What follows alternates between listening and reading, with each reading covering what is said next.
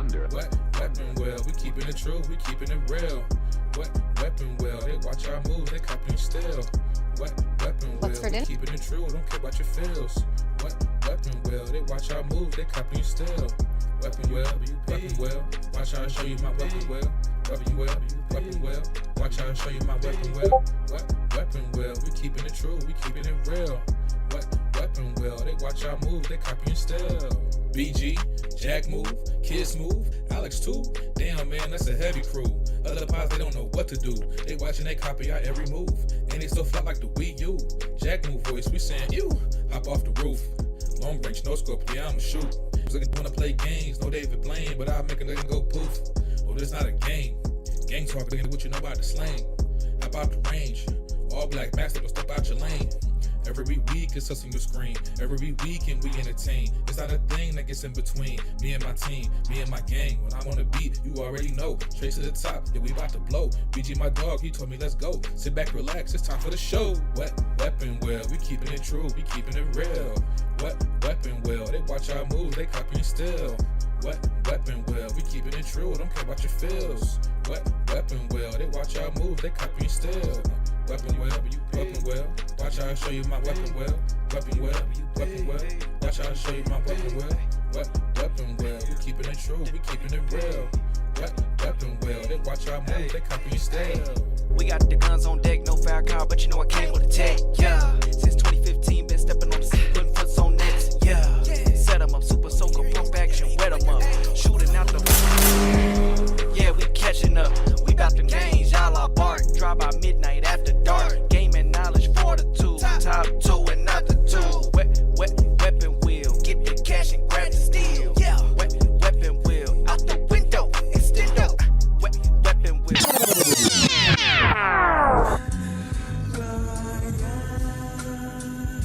Yeah.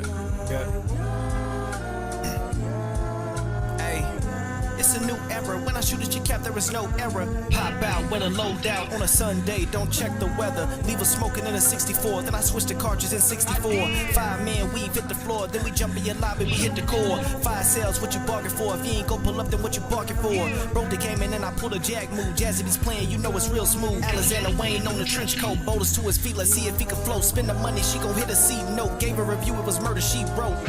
It's a new era. When I shoot at your cap, there is no error. Pop out with a low down on a Sunday. Don't check the weather. Leave us smoking in a 64. Then I switch to cartridges in 64. 5-man weave hit the floor. Then we jump in your lobby, we hit the core. Black coupe with the roof missing. Spitting wisdom like a tooth missing. Weapon will is not a euphemism. Hit the L once and now my fingers twitching. Trade the AR for the VR. That's my new mission. It's a different vision. Ain't no game of talk when I aim a shot. Should've known better. Get the gang involved. It's a new era. When I shoot at your cap, there is no error. Pop out with a low down on a Sunday. Don't check the weather. Leave us smoking in a 64. Then I switch to cartridges in 64. 5-man weave hit the floor. Then we jump in your lobby, we hit the core. It's Kid Smooth, I'm the soul survivor. Best spot, no doubt about it. The outcast and outlasted. The crumb side, biggest and baddest. Ex-addict dweller, the dick puller, and the Uber driver. If that's slow, I'm a scuba diver. A neutralizer, a lyrical brutalizer. It's a new era. When I shoot at your cap, there is no error. Pop out with a low down on a Sunday. Don't check the weather. Leave us smoking in a 64. Then I switch to cartridges in 64. 5-man weave hit the floor. Then we jump in.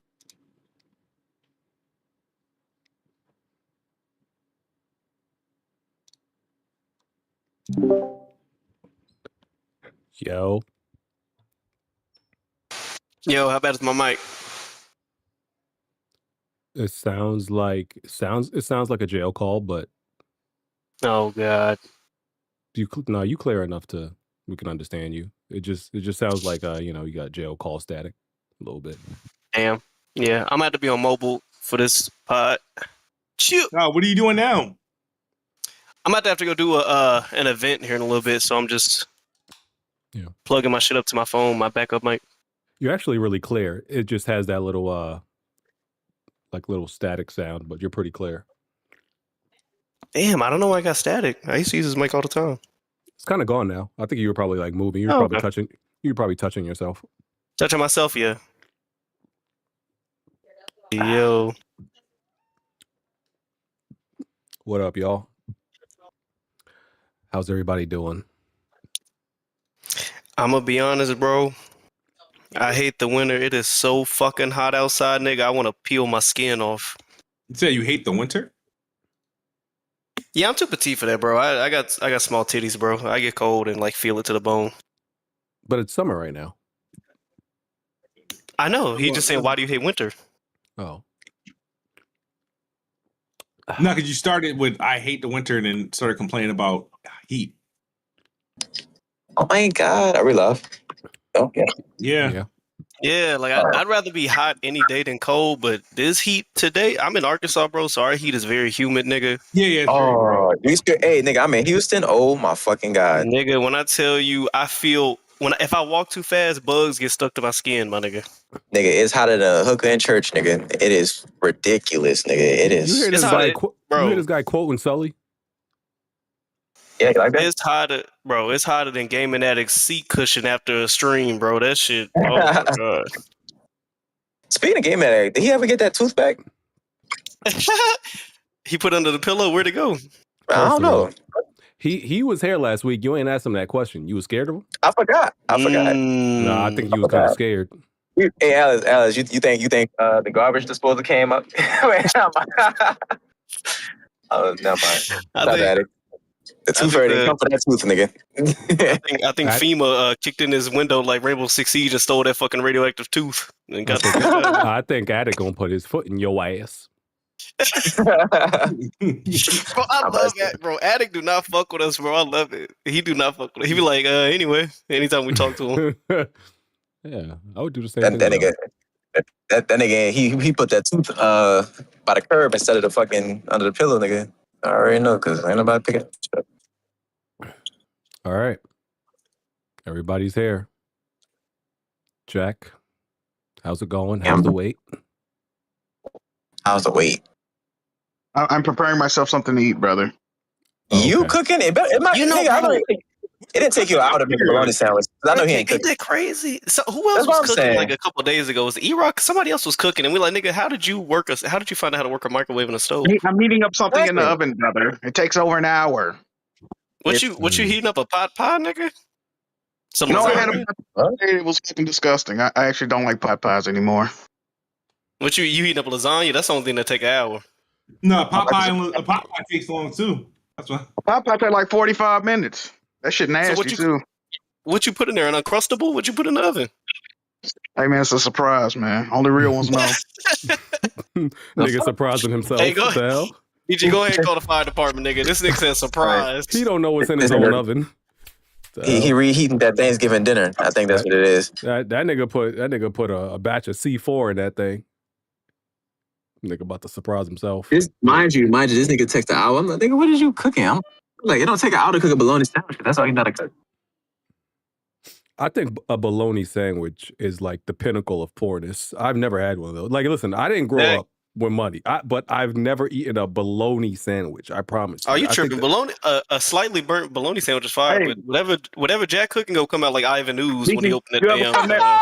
You ever come down here, BG? I'm gonna take you for a barbecue bologna sandwich, brother. Ew. BG, I'm telling you, that is Memphis slang for a threesome. Do not go down there.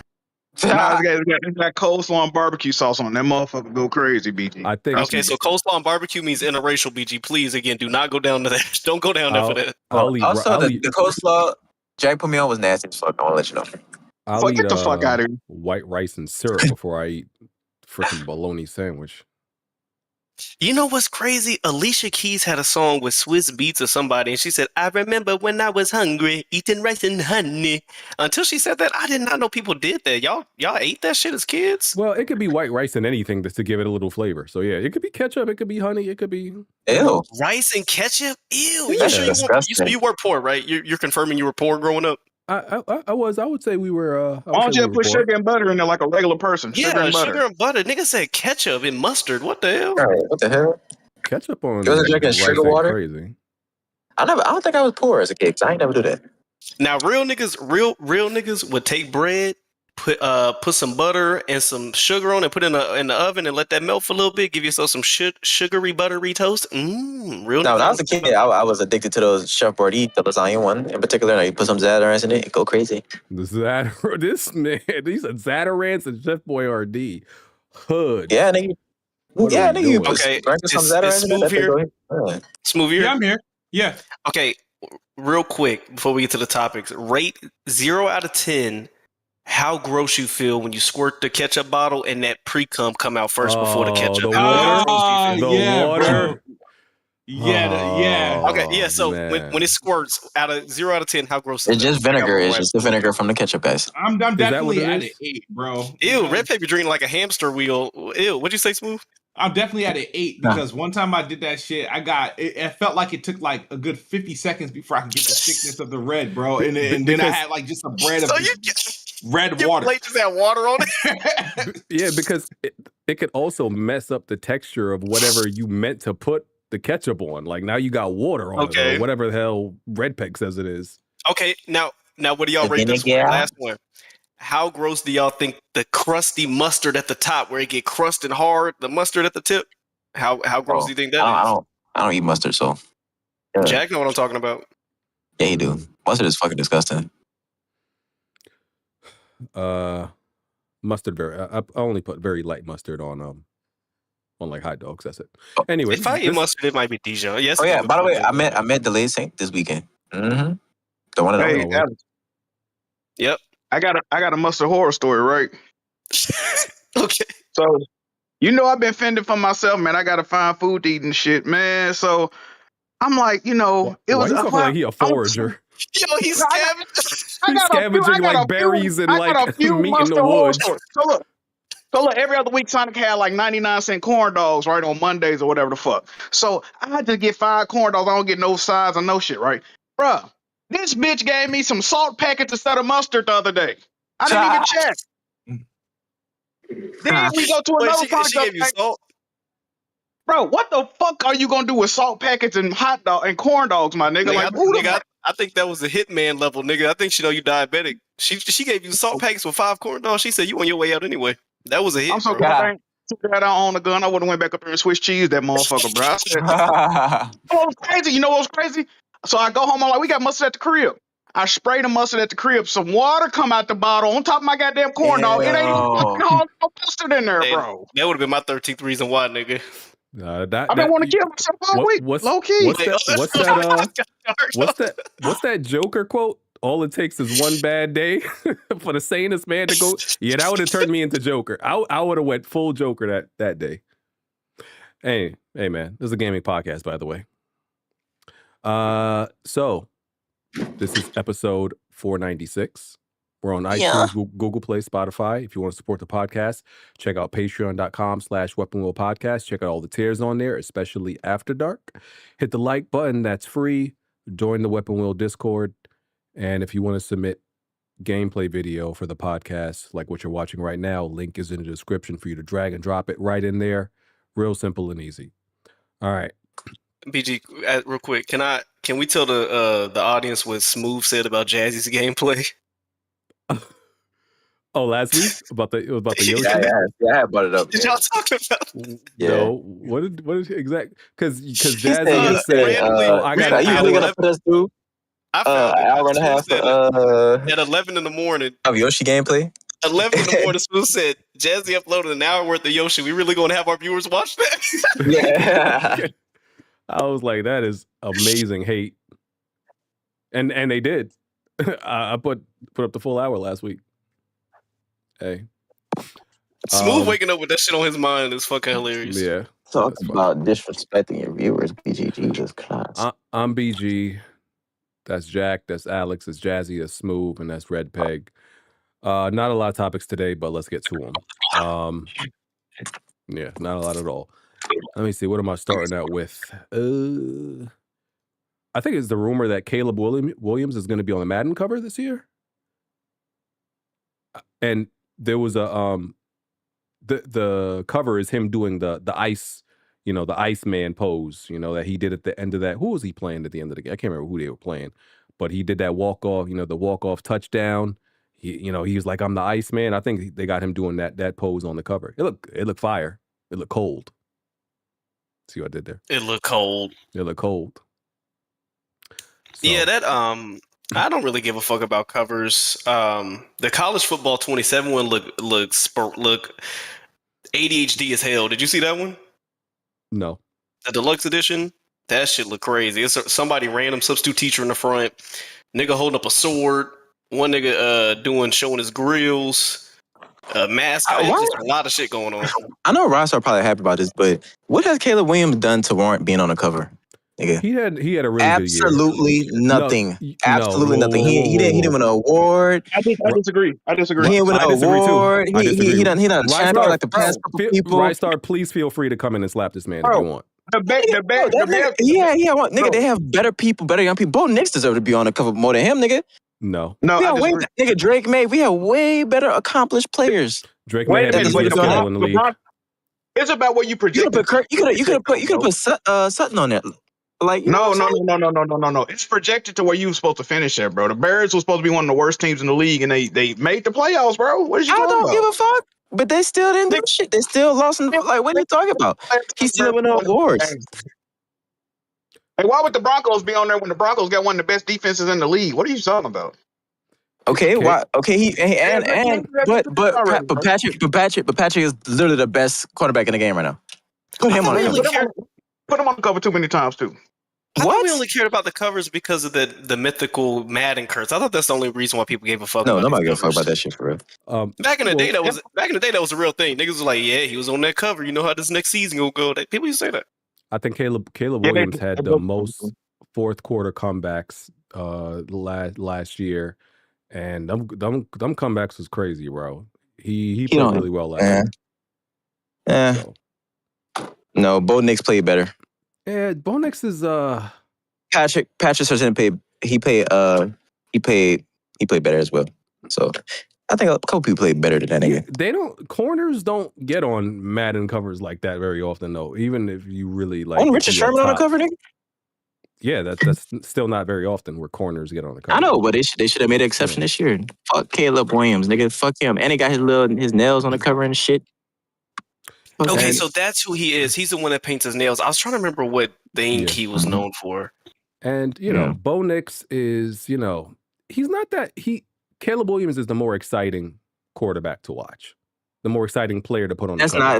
That's not true. That's you talking about them little shitty-ass comebacks because they fucking team ass the first half. He is the more exciting player, bro. You could say you think Bo Nix is better if you want. That's debatable. But yes, and he's more exciting. If you given me a choice to watch a Bears game and a Broncos game. Oh, a Broncos game? Easily the Broncos game. I'm watching a Bears game every time. Easily the Broncos game. What are you talking about? You insane. What? I'm not watching the Broncos game is like NyQuil.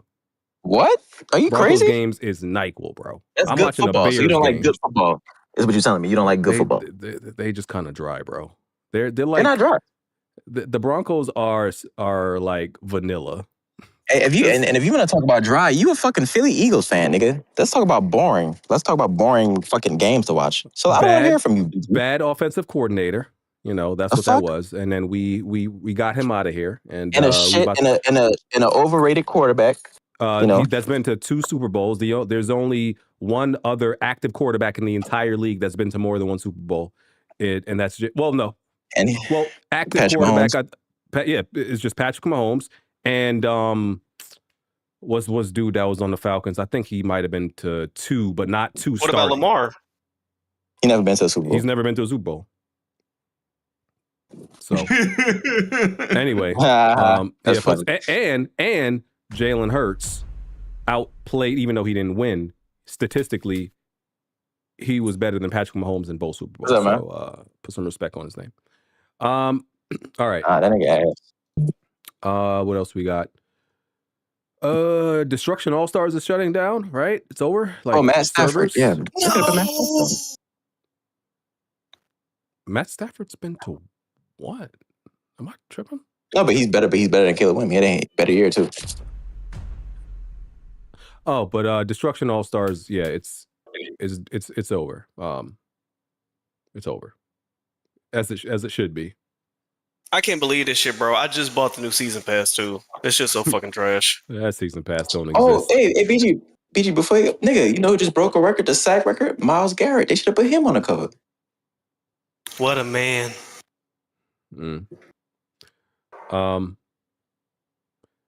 Yeah, Destruction AllStars was trash. Not really much to say about it.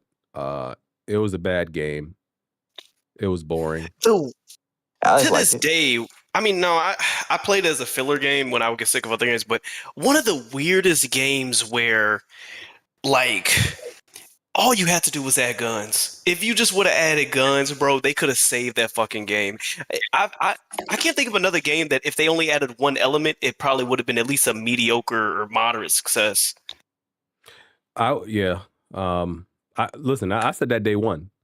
That game needs guns, and I know, there's the whole meme about like people, the gun and ball gamer. Listen, some games need guns, not all of them, but some of them clearly need some guns in them. I think Madden need guns. Because what? Yeah, game... it was the weirdest thing. They changed the combat from guns to literally getting out of your car and parkouring around the map. But for some reason, guns was like, nah, that's too on the nose. Like, what? Because, bro, like the concept of just crashing into each other is not fun. It's not entertaining. Well, Wreckfest does it. Wreckfest is successful. I'm good. I need to blow somebody up. Whoa. Right, Shrek? No, that was a joke. Never mind.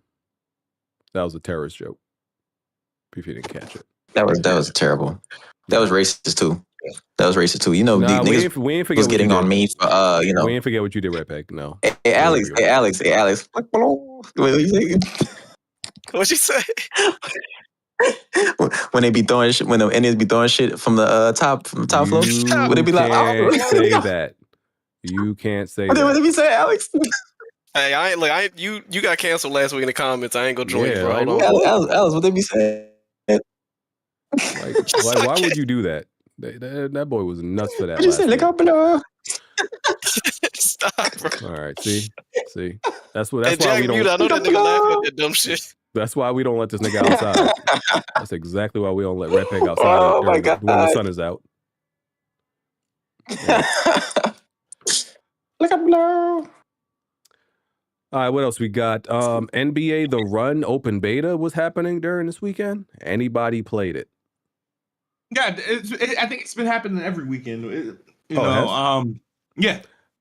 I seen J Main hype it up. I don't know if that's an indicator of good or bad. I think. All right, the game it's not better than NBA Street. It's not a successor to NBA Street. Say less. It's a. I feel like it's a mature version of what's the one with the big ass heads? The ones that they did that 2K just took over a couple years ago. NBA oh, you're talking about Playgrounds. Playgrounds, yes. It's a little bit a mature version of Playgrounds. So it's the all grown up version of Rugrats. Yeah. So yeah, man, it's so weird, bro. As somebody who loved Freestyle Street Basketball on the PC, Freestyle Street Basketball 2, and even moderately 3-on-3 on the PlayStation, I said from the get-go, this shit look clunky as fuck. I missed the playtest. I will be getting it, I guess, if my if home base wants to get. How much are they trying to charge for this? $30. I think it's $29.99. 30 goddamn. Oh. That's too expensive. $30. I mean, it's just $30 for something that I thought didn't look that great to begin with. But yeah, I'll try it when it come out. So Smooth was the only one that play tested it. Yeah, I play tested it twice. I think we commented about it on a couple episodes ago, but yeah, it's like so not much has changed. I think the only thing we didn't have at the time was the pricing. Since then we have the pricing. Did they improve it? It felt like some things were improved. I think the first beta I played. Oh boy! From the first beta I played, the spamming of the freaking pushing, that shit was ridiculous. They seem to have toned that down. But it's still very basic. There's not a lot of animations. And there's not really also like a scheme to it. You know what I mean? It's like I think it's gonna be fun. It's gonna be fun to play if you're interested. But like for those looking for that NBA Streets fix, it's not quite that. I think I rated it above NBA Playgrounds, but it's still below NBA Street, but still nowhere close to NBA Street. Okay. HardHead, I assumed you came in here because you played it. He on mute though. F that guy. Jeez. All right. He can't So hear this me pudding anyway. pop going crazy, BG. Yeah. HardHead is somebody's grandpa, isn't he? Right? Yeah, he's the mean one, right? Yeah, he's an asshole. He calling him a Grinch? I think he's a great guy. You know, what a fantastic personality that HardHead guy has. Here we go. I ain't even saying nothing yet. What you came in here for? Said, NBA? Wonton and Jazzy requested my presence today, brother. So Absolutely. For what? Yes. That is true. They various reasons. That's all I can say. Jack, can you speak for this? Huh? Jack is in here, right? No, I didn't say Jack, Wonton and Jazzy, because Wonton. Oh, Jazzy. Okay, my bad. Okay. Yeah, Wonton is very adamant about making sure I'm there when he speaks on 007. Okay. And Jazzy just requested my presence. I'm a little confused because what does Wonton having a request have to do with anything? Who gives a fuck about what Wonton wants? Oh, I thought Wonton was gonna be here today, man. What's going on? Oh my god, niggas just be like, just hand delivering themselves power and authority over who comes on in there. Y'all see this? Hey, man, if two panel members request a guest, you're not gonna try to accommodate. And that's the other thing. Y'all use this word member very liberally. Oh, your podcast, BG. This is why we have different tiers in the Discord. There's podcast members, there's gods, there's honorary members. Know your tier. Know which level you're What's my tier though, brother? Yeah, those roles don't mean anything really, because you get them for free for alls. Anyway, you do be handing them out like candy. Yeah, you do. I don't. Anyway, let me see what else happened. Xbox delays Fable to February. Ouch. Yeah, that hurts. This one hurts because the reason why I'm a little bit frustrated by this is because every time a rumor came up of Fable potentially being delayed, the Fable Twitter account would double and triple down on its autumn 2026 release, right? And I feel like if they knew they weren't going to hit that, I think they should have been upfront about it from then. Maybe I will give them the benefit of the doubt. Maybe they could have gotten it out by November, and the fact that the date that they probably were able to get it out by was the date that GTA has, and GTA, since they've appeared to have doubled down on their release and haven't backed off that, I think they got their confirmation and just said, all right, let's move it to February. So it's not a big deal considering you got Halo gears and Forza's extremely successful. Call of Duty looked like it's returning to form with this release and whatnot, and then GTA is supposed to cause problems. So it's like, it is what it is. It's accepted. Now I'm hoping it's going to be like some early February. I'm hoping like February 3rd, February 6th. Just something that's like relatively soon. So I would say it's fine because of this, but on the downside, when we first heard about the Fable rumor, was like sometime in 2017. So it's like, it's like a 10-year dev cycle? That's nuts. But yeah, no, it was one of the games I was really, really anticipating, and we got a little bit more time to wait. They didn't say an actual date, Smooth. They just said they said February. They just said February, but yeah, because the game never had like an actual like release like month or day, did it? No, it just said autumn. Oh, okay. But they kept. No, I don't think they'll delay it again. I think they probably, I feel like if Grand Theft Auto had gotten delayed, it would have came out in November. I thought it would come out in November. It was either going to come out in November or December, but I was like, this year it wouldn't make sense to drop in December. It's just going to be like a lost cause. So you have to get it out before Grand Theft Auto, and before Grand Theft Auto, you want to be at least depending on that type of game, at least 3 weeks, 2-3 weeks ahead of it. And we think Halo's dropping in July. Gears still has to drop. Call of Duty already has the October date. So where does that leave Gears? Is Gears in September? Like, I don't know. What's in August? Well, probably Minecraft Dungeons 2. And then so you think it's mostly because GTA, at least like industry wise, seems like it has a concrete date, and that's why they just said yeah. I still believe that Fable is going to be like one of the best games they release. I don't know. I mean, there's reasons, but I believe that game is going to be like very high 80s, low 90s. Once in a while, every once in a while, I put like my faith in an Xbox game, and I'm like, oh, this is going to be the game that's actually really good from them, and I believe it's going to be Fable. What about Forza? I think it was a good decision to delete this because, nigga, if this for the flops, nigga, oh my god.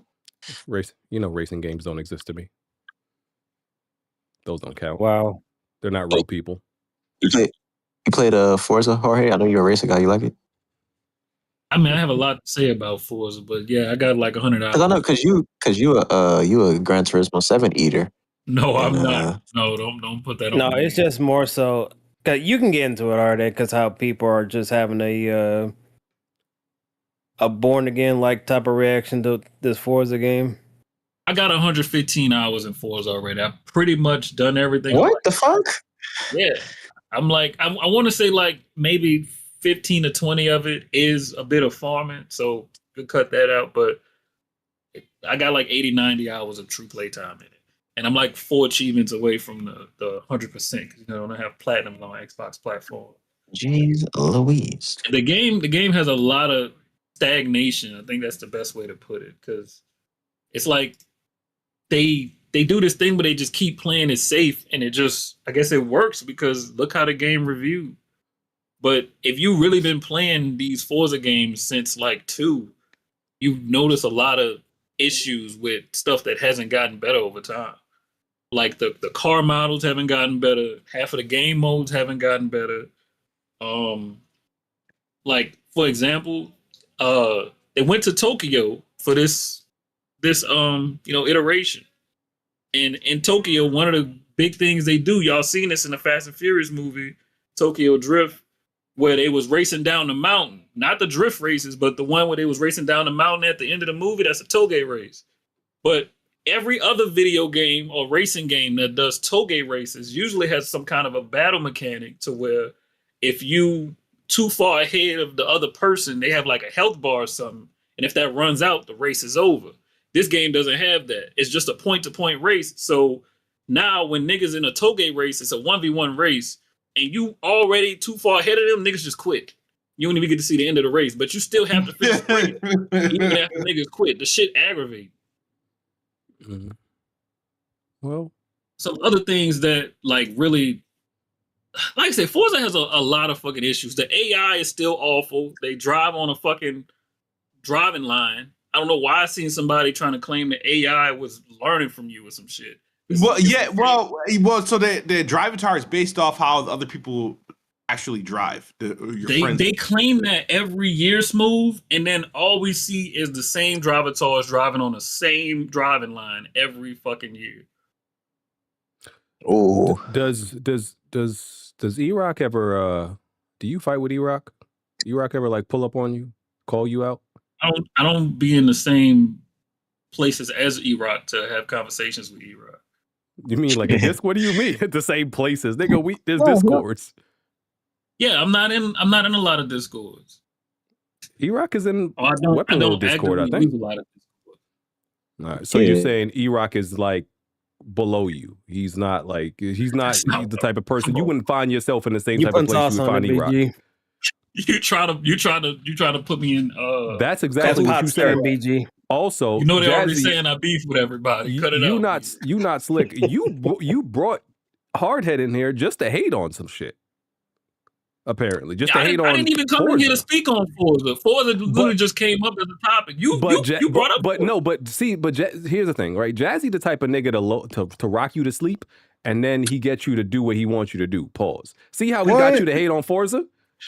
No, that was not what?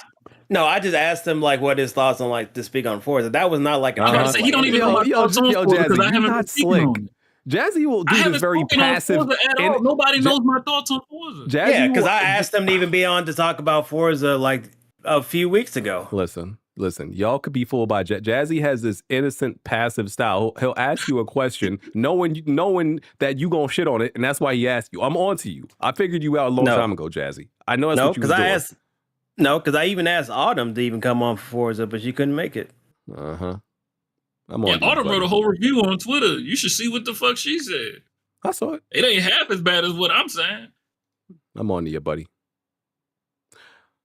All right. I just with Forza though, real quick. I wish they actually knew the area they was making the game about. It seemed like they knew how to make the map and they knew some historical facts, but they didn't actually nail the stuff that people would have cared about. Most of the races are outside of the actual city of Tokyo. Like, you almost never in the city when you playing the game. You always racing on the fucking dirt. Half of the PR stunts on the fucking dirt. Most of the races just it's like you never get to actually do shit in the city. Yeah, you can't just do all the activities in Tokyo City. Once you there's none. There's almost none. The map is look at your map right now. There's almost no activities. I've been prioritizing Tokyo City because I do like that part of the map. I haven't even. Yeah, and there should be more stuff going on in that part of the map. I don't. But you want a bungee jump in Tokyo because there's no cliff to do that. Look, for example, Smooth. All of the drift zones. Where most of them located at? I know you've been doing the drift zones. Well, I suck at drifting, so I avoid them. But the drift zones are mostly in the on the outskirts of the. But they're not just on the outskirts. Smooth. They're literally dirt drift zones. Most of the drift zones are dirt drift zones. When there's a whole fucking city to work with. The biggest city they've made. Most of the drift zones are in the dirt. Why does that make sense? When they got that big ass city, right. Now, I don't know. I just think it's like, I think it's just a petty complaint. But like, okay, what about stuff like after you finish a race online, you can't spectate nobody in the race. If you finish first, you have to wait for everybody else to finish while you just stare at the results screen. I mean, I know that's popular on track racers, but I mean, I guess that could be a thing, but I understand that. What about them not updating the livery system after it's been in there since Forza Horizon 3, the livery system they have right now? Y'all hear all this hate? The what system? I'm not.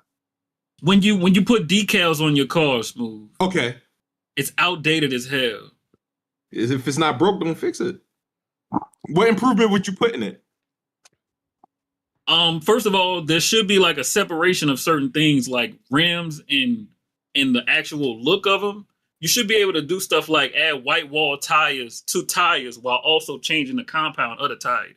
There's like a lot of things you can do to improve the customization of a vehicle, and the actual application of putting the decals on the car, they haven't added much of them to it, and the way that you actually put them on the car doesn't work half of the time. It's like there's certain shapes I want to use and have them go on the car a certain way, but it's like there's so many layers to it that I have to try to put the same decal on 3 different layers just to make it look like it goes on the car correctly. Okay. It takes like 6 hours to make the decals that actually mean something. The ones that actually go crazy on fucking Forza Horizon. All right. Let's save the rest of this car talk for old man Jay Gott and his podcast. You know, that's funny because you know how you like you know how you as a kid, you in a car in the back seat and you just drive and you don't fall asleep. That's what that Forza talk do to me. It's just boring. Same thing. Just like I'm in a car nodding off niggas and talking shit. about I feel like we just decals and rims and wheels, like. And that's what I'm saying. At the end of the day, Forza it's just a oonga boonga racing game for everybody. So most of the shit that I haven't nobody's ever gonna care. At the end of this Forza conversation, it's like we pulling up on BG and you just wake up instantly. Let's get the show on the road. Yes, sir. Yeah. Next.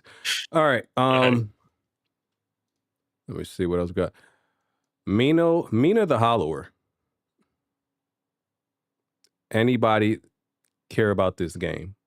Jack? I do. This is a Jack game. No, I'm This- not. this a- I'm not into 8-bit games. I don't like 8-bit games. Okay.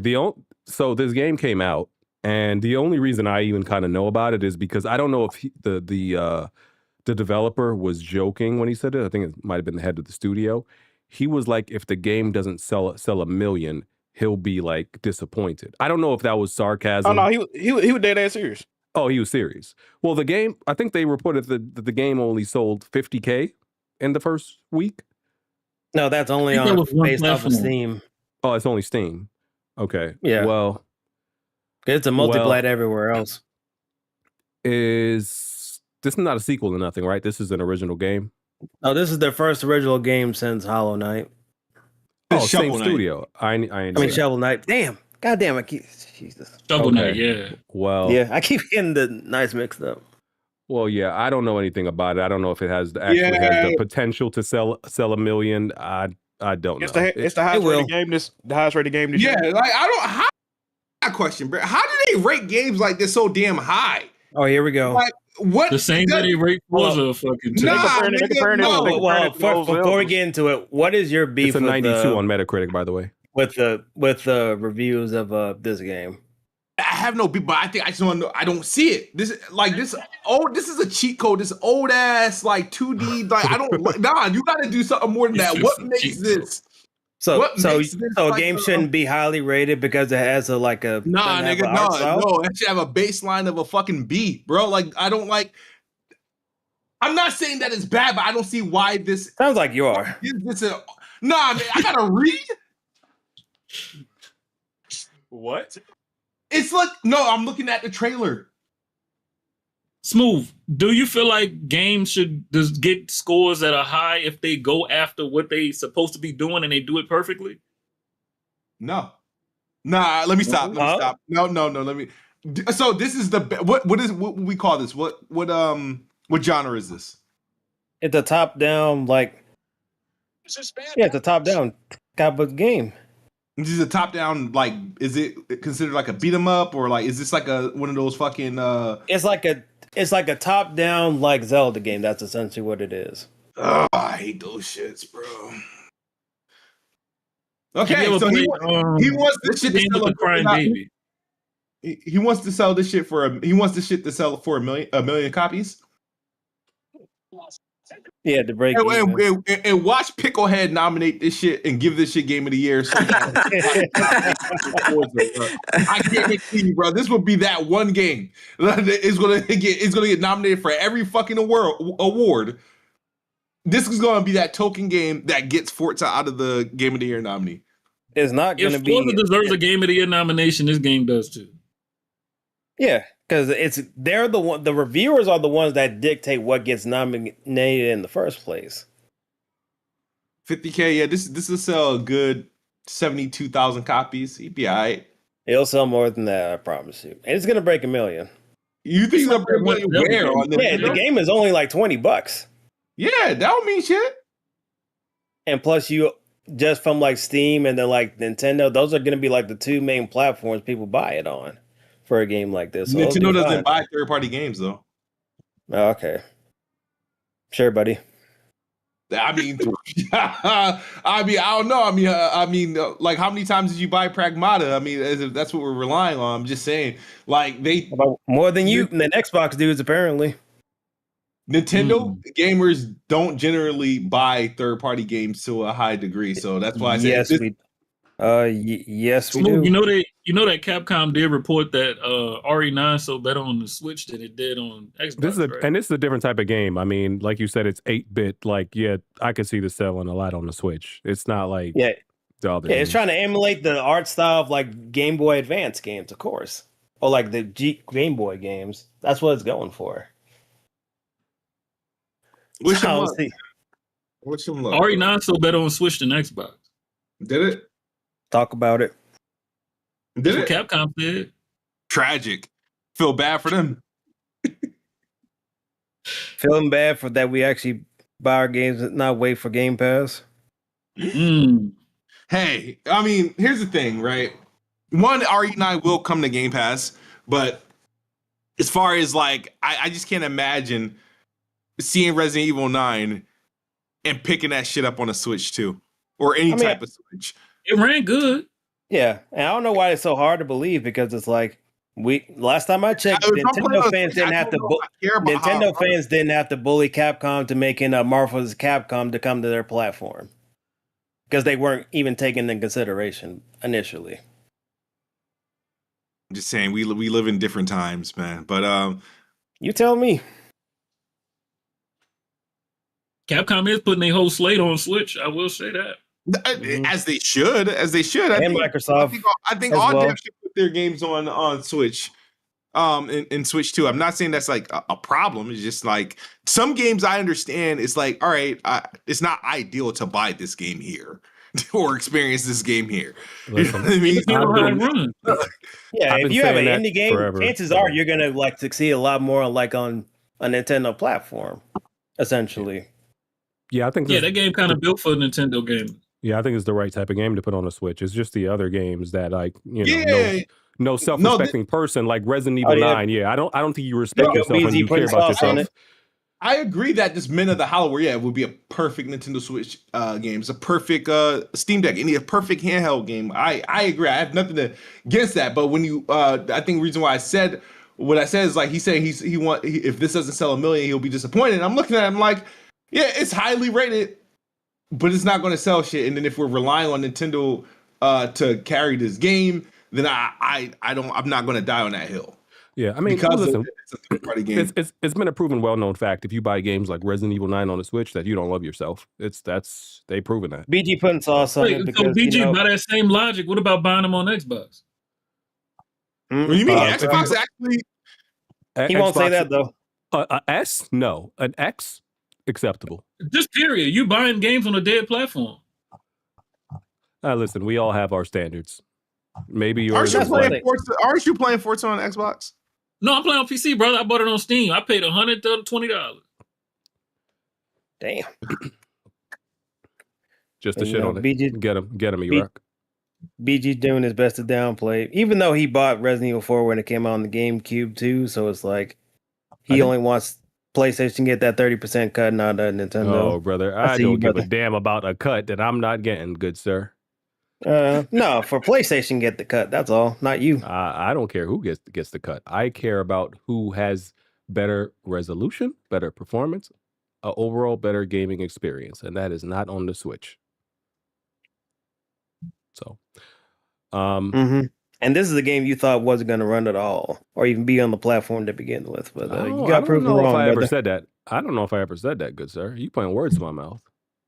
Let me ask you this, BG. What do you consider acceptable when it comes to games running on the Switch? Nintendo first-party games, indie games, AA games, just not AAA. Oh, like what games do I think have been acceptable? No, like what metrics do you consider acceptable when it comes to playing a game on the Switch? Like performance? Oh, look. When I look at when I look at the Switch, and you could see like a lot of the visual details have been severely scaled back. Like the character models, the environments, that to me is unacceptable. Yeah, it scaled back on consoles in general, but it scaled way too much on the Switch. Like, you know, Grace hair looked like it's falling out. It looked like she's a recovering crack addict. Like that type of shit. Oh yeah, bro. Oh yeah. The main thing people are fixated about the hair, and that's mainly just to like already like for those type of Capcom games, like it did for Diana too. But other than that, I think the game looks fine, brother. But unless you're terrified if like respect. You know, I'm shaking in my boots. Oh, absolutely. You may not say it out front, but I know what you are. Shaking in my boots. You got me. All right. This Protect Our Games Act from the group Stop Killing Games. I've been giving y'all updates on this. So California State Assembly passed the Protect Our Games Act, pending approval from state, senator, and governor. Under the act, video game companies would be required to provide 60 days notice before taking a digitally sold game offline, and must provide a patch or alternative version for continued access, and must offer refunds if doing so is not possible. I talked about this kind of last week, but now it's like it's gaining motion. Like It's really going through. Yeah, stuff is like actually going through. I thought they wouldn't like care and take this seriously, only because it's like, even though video games is content, it's art, it's digital, all this stuff, no different from TV shows, anything else that you consume. But I thought like, oh, they wouldn't see it that way. And they're like, oh, it's just video games. I thought they would see it differently, but they're taking this seriously. So yeah, it's cool. See how it goes. Hey man, you think this gonna put a dent in PlayStation's live service initiative? I mean, they're already scaling back on it. I don't think this matters to them. I don't think nobody's the games that they've been ending. I don't think nobody's sore about it anyway. What nobody playing them? I'm saying, but if it fully passes before Marathon gets shut down, you think they're gonna make some changes? I think they'll flip Marathon to free to play before they shut it down. They'll probably just let it exist that way. Yeah, hopefully niggas get refunds if they did that shit. Nah, they don't refund once it's free to play. You right. Well, Destiny did the same thing. Yeah. Knockout City, I bought that shit for $20. They made that shit free to play in like 5 months. I ain't no refund. Yeah. All right. Does anybody know who this dude Yuji Naka is? Apparently, he was the character designer. He used to work at Sega, and he worked on like Nights in the Dreams, like that character for Sonic, and he worked on a bunch of Sonic games. But the last project he made was like Balan Wonderworld. But then he went to like jail or whatever. Wonderworld. Balan Wonderworld. As Blanche would say. Okay, so another executive that worked at Sega, Mike Fisher, was talking about Yuji Naka. He's throwing shots at him. He said, Mike Fisher said about Yuji Naka, he said, he is literally the most miserable person I have ever worked with in games or anything else in my life. He's a horrible human being. Damn. And you can quote me on that. As you know, he is also now a convicted felon. He also believes that Yuji Naka gets way too much credit in the creation of Sonic the Hedgehog. So. Damn. But Ether be behind that. Yeah. He was firing off at him. Found it interesting. That sounds like a Rockstar type thing. I wouldn't know how to. Yeah, Rockstar would be the expert on this. I don't lower myself to such topics as, doing deep research into Sonic, so I couldn't tell you. I mean, he been in jail for like a while though. What did he do? What did he get convicted for? Some things I don't know. It just I heard that I was like, all right, whatever. I don't remember. It's been a minute. Okay. Let me look it up. What did Yuji Naka get convicted of? He probably roommates with a it's insider trading. Trading. That's what is that? White collar crime? Yeah. I thought it was something juicy, something salacious. What insider trading? Ooh, we don't care. Like, thought it would be something we could talk about. Throw some slander on Sega for. Let me see what else. All right, more Xbox topics. So Xbox hard choices are coming to, according to Asha Sharma. So the real topic here is there's been the biggest conversation going on at Xbox right now in the Xbox community and the fans is a civil war on whether multi-platform logos should appear when Xbox is showing games at their conferences and showcases. This is the biggest topic. That's the dumbest shit I've ever heard in my life. Why? Because it's if the game's going to other platforms, whether they tell you now or later won't change nothing. Yeah, because they can tell you. You'll find out later while they're on in like tweets from like the publisher, regardless of their shows. Okay, so this is where I don't respect anybody's rebuttal of the anger and the people that are gaslighting, because you're not. My thing is, right, for all these fucking years, with Nintendo having showcases, PlayStation having showcases, Xbox having showcases, fucking PC having showcases, when they show these trailers of these games, first party, third party, at the end of the day, none of these dudes let anybody know what other platforms these shit was going on. If I was watching the Xbox game showcase, I see the game at this fucking show, that means it's coming for Xbox. If I watch a PlayStation showcase and I see the games that's for that show, I obviously know it's going to PlayStation. There are some obvious games that you know is going to be multi-plat, Madden, whatever, NBA 2K, if they show up there, okay, clearly. You know what I mean? And PlayStation got the right to show it or whatever. My thing is, right, everybody just wants to pretend that this is not like weird, not different, and it's not undermining a particular brand. My thing is, we're about to watch fucking PlayStation Showcase in 2 days. The State of Play, right? They're going to show, there's going to be some first-party shit there. There's going to be some third-party shit there. Is PlayStation going to be showing Xbox and Nintendo logo on games that are clear-cut multi-plat? No. But is it stupid for me and others as an Xbox fan to watch an Xbox showcase? Yeah, they're going to show some first-party games, which if they want to they're going to be multi-platform. Right. Nigga, I know that shit. I'm talking about it. Right. So they're gonna show some first party. All right.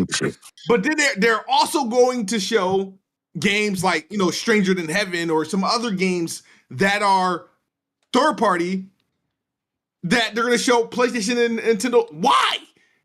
It's like I don't understand, why is that necessary? Why is it that this is something that Xbox should be doing and no other platform holder should be doing? Now, I understand what you're saying, Smooth, but the way I look at it, me personally, I would want to know, right? Because you're not an Xbox customer. But this is what I'm saying though, brother. You remember when Phil Spencer said only 4 games are coming and everybody got mad because they say he's not being forthcoming and he's lying? Now imagine if he would have just said the truth. You see what I'm saying? No. Why would you want somebody to lie to you, bro? No, right, so I think Smooth's talking about he's talking about something different. I'm not talking about games being exclusive. I know games aren't going to be exclusive no more. That's fine. Whatever. They're just talking about the logo appearing. Yeah, even if you know it's going on other platforms. I would still want to know. I would want to know as an Xbox consumer. I would want to know. You would still know when PlayStation uploads the shit or when they tweet the shit. I don't want to be. You're not gonna feel slighted when you see it. Like, damn, why y'all didn't just tell me? No, because I feel like finding out after the fact make me. I got a real life example of this. Right, this is an example. When PlayStation announced the PS5, right, they showed all these games. These games only possible with the power of the PS5. After the conference, they said all these games are also coming to the PS4. I was livid. I was like, why didn't you tell me that during the fucking conference? During the press conference? It's still within the PlayStation ecosystem, so you had a different reason to be upset. I get what you're saying though. My thing is about transparency though, because y'all do care. I'm saying it's not like y'all don't care that these games are going to other platforms. Y'all care, right? You do care. But at the moment, it's been a couple years now, so it's not that. My thing is, why do you need to advertise the other platform? I get what you're saying, but okay, so if you don't care that Microsoft is a third-party publisher, it doesn't matter. What do you care they're doing this? Exactly. Right. But if you do actually truly care and you want exclusivity, I can understand that, but I still will want the transparency on top of that, though, bro. Here's the thing. When I watch State of Play, right? I'm watching State of Play, right? I know they ain't going to show anything, but I know when I watch the State of Play, some of those games are going to be coming for Xbox or coming for PC. I know something they're going to show. There's going to be at least 3 or 4 games that's shown that's going to be available for Xbox or PC that I might be interested in. They're not going to tell me that it's for that other platform. I just know because somebody else, Xbox is going to do the job. The publisher is going to do the job to tell me that, hey, yeah, this is coming. But like, I'm watching because I want to be a part of the zeitgeist. I want to see the trailer firsthand, and I'll worry about the platform afterwards. I don't understand why Xbox can't Why is this a big deal where they have to like we can't have a problem with them showing off this shit? Like I just think it's I'm on Smooth side with this. I don't think they should show off other, brand logos at their conferences. Like, bro, there's PlayStation, like you said, PlayStation and Nintendo don't do that. I mean, because here's the thing. If we actually want Xbox to start operating like they're in competition again, even if they don't change the whole exclusivity policy yet, right now, we have to. This is part of it. This part of it is acting like, yo, this is coming to our platform, and we're not telling you about no other platform. You go figure that out on your own. Now I see, because I'm conflicted, right? Because I hate whenever PlayStation announce shit for PC during State of Play. I'm like, this is for PlayStation gamers. Show me what's coming to the PlayStation. I get it from that standpoint, but the standpoint I'm saying is. It's actually dishonest at that point, right? You're a third party pup, bro. Just tell me what platforms it's coming to, because then me as a consumer, I can make that decision. Like, you're not. They're basically gaslighting y'all into thinking y'all got exclusive games back, and that's just not the case. But that works.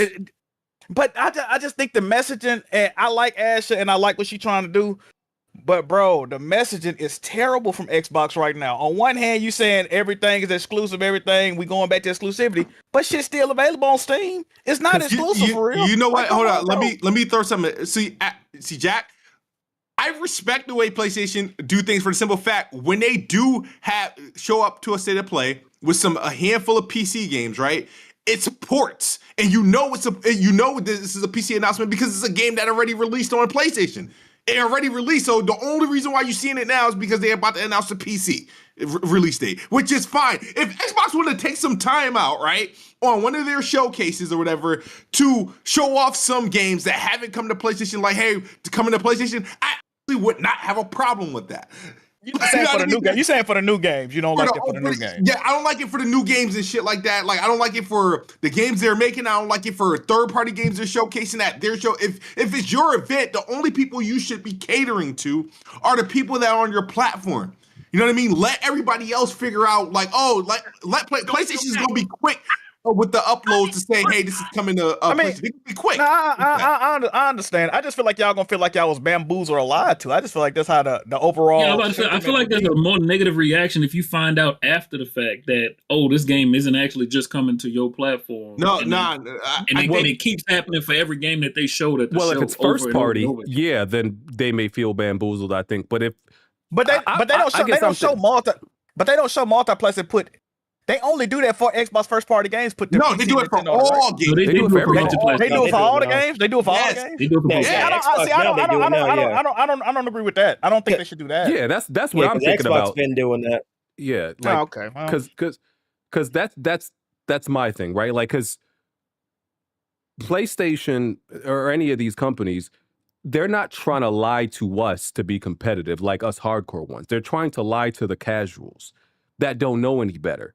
So when a third party game, when they show it at their showcase, and they only put the PlayStation logo or the Xbox logo or the Nintendo logo, they're trying to convince the people who don't know any better. We know better because we're going to find out and figure out that, oh, this is multi-platform. This is not exclusive. Most of the time we can tell even without the logo if it's going to be exclusive or not. But if Xbox is once again going to be competitive again, they got to do them same tricks that everybody else is doing. So and they already have an answer, right? You know, before, back in the day, Xbox used to prefix all their trailers with exclusive, world premiere, right? Just don't say exclusive in front of it. Just let the shit play. This is like the easiest thing, and I get it. Like, I just don't. The one thing I don't like about this is that, like, sure, we have our grievances, we're talking about it, but I don't like how all these disingenuous guys, these journalists and all this shit, all these influencers coming out talking heap of shit, gaslighting us, like this isn't like, oh, like, no, I'm like, no, because if you always felt that way, then nigga, I should see you after every State of Play, after every Nintendo Direct, talking that shit. Why isn't PlayStation being transparent with us? Why didn't they tell me this game is on Xbox or PC? Like, fuck out of here. I'll say this, because I feel like if Xbox, like this showcase, right, if they did not reveal like any version like the PlayStation, a version at that showcase, I don't think y'all would even have a problem with this. I'm about to say that's probably a good way to go about it too. Just don't reveal any platforms. Fuck it.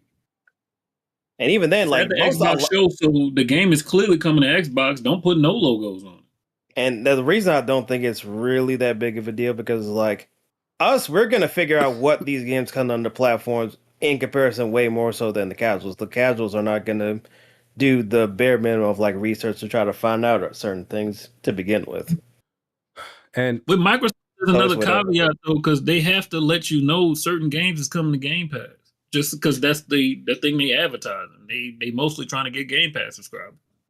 So half of the games they showing, they got to put the Game Pass logo on there. Only logos I care to see at the end of any Xbox game showcase is the Xbox, the consoles is launching on the Game Pass logo and the Play Anywhere logo. Those are because the Play Anywhere is the most important logo to me recently. But those are the only 3 logos I really care to see at an Xbox showcase.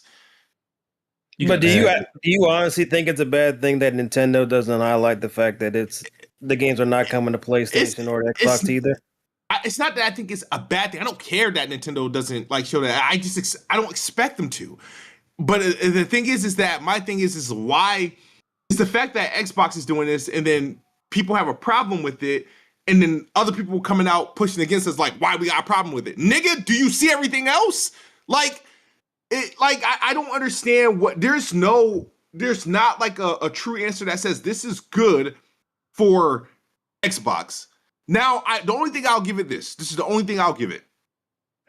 It's good to get the other people tuned into the show. That's it. Because they know that pretty much everything they see here is for them. Yeah, what you think about that? Look forward to it. Last year, niggas was saying Xbox had the best show. They always have the best show. I feel like Xbox have had the best show for the past 10 years, maybe. I've been 9 saying years. Xbox has the best shows, but never has the best year. Yes. So I've been saying. I don't know about that. That's true, bro. Bro, Xbox has the best. I mean, if you want to include Nintendo, maybe that's different. But out of PlayStation and Xbox has had the best showcases for the last I'll say seven years at least. But God damn, but when you look at the year and the games when they come out, they almost never end up having the best year when it comes to game releases. So I've been saying that. The other part of this is Xbox and Asha Sharma. It's like this, they're trying to be transparency merchants. Like Xbox is trying to do this whole gentle parenting thing again with their fans. Is my mic? Somebody said my mic is low. Somebody said it, but it's like this. The whole "we hear you" thing. It's like when you're coddling a child who's emotional, or you trying to comfort them. I hear you. Oh, this is bothering you? Oh, okay. It's like they're doing that with their fans, bro. And it's like, and all their fans, it's the same strat that they've always, Phil Spencer kind of did it. Asha Sharma picked it up. They've been doing this because it's the best thing they have going right now is this act and this whole thing where, we care about the fans.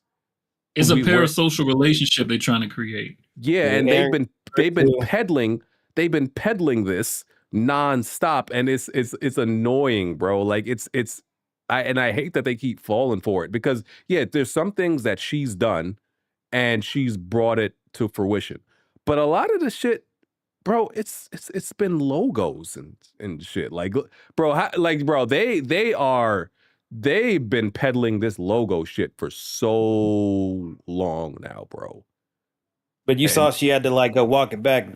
Though a little bit, the little shit that they've been able to get Xbox fans hype over, and really getting them to really believe, it's some low effort shit. We changed the logo, Xbox is back because they changed the logo, my nigga.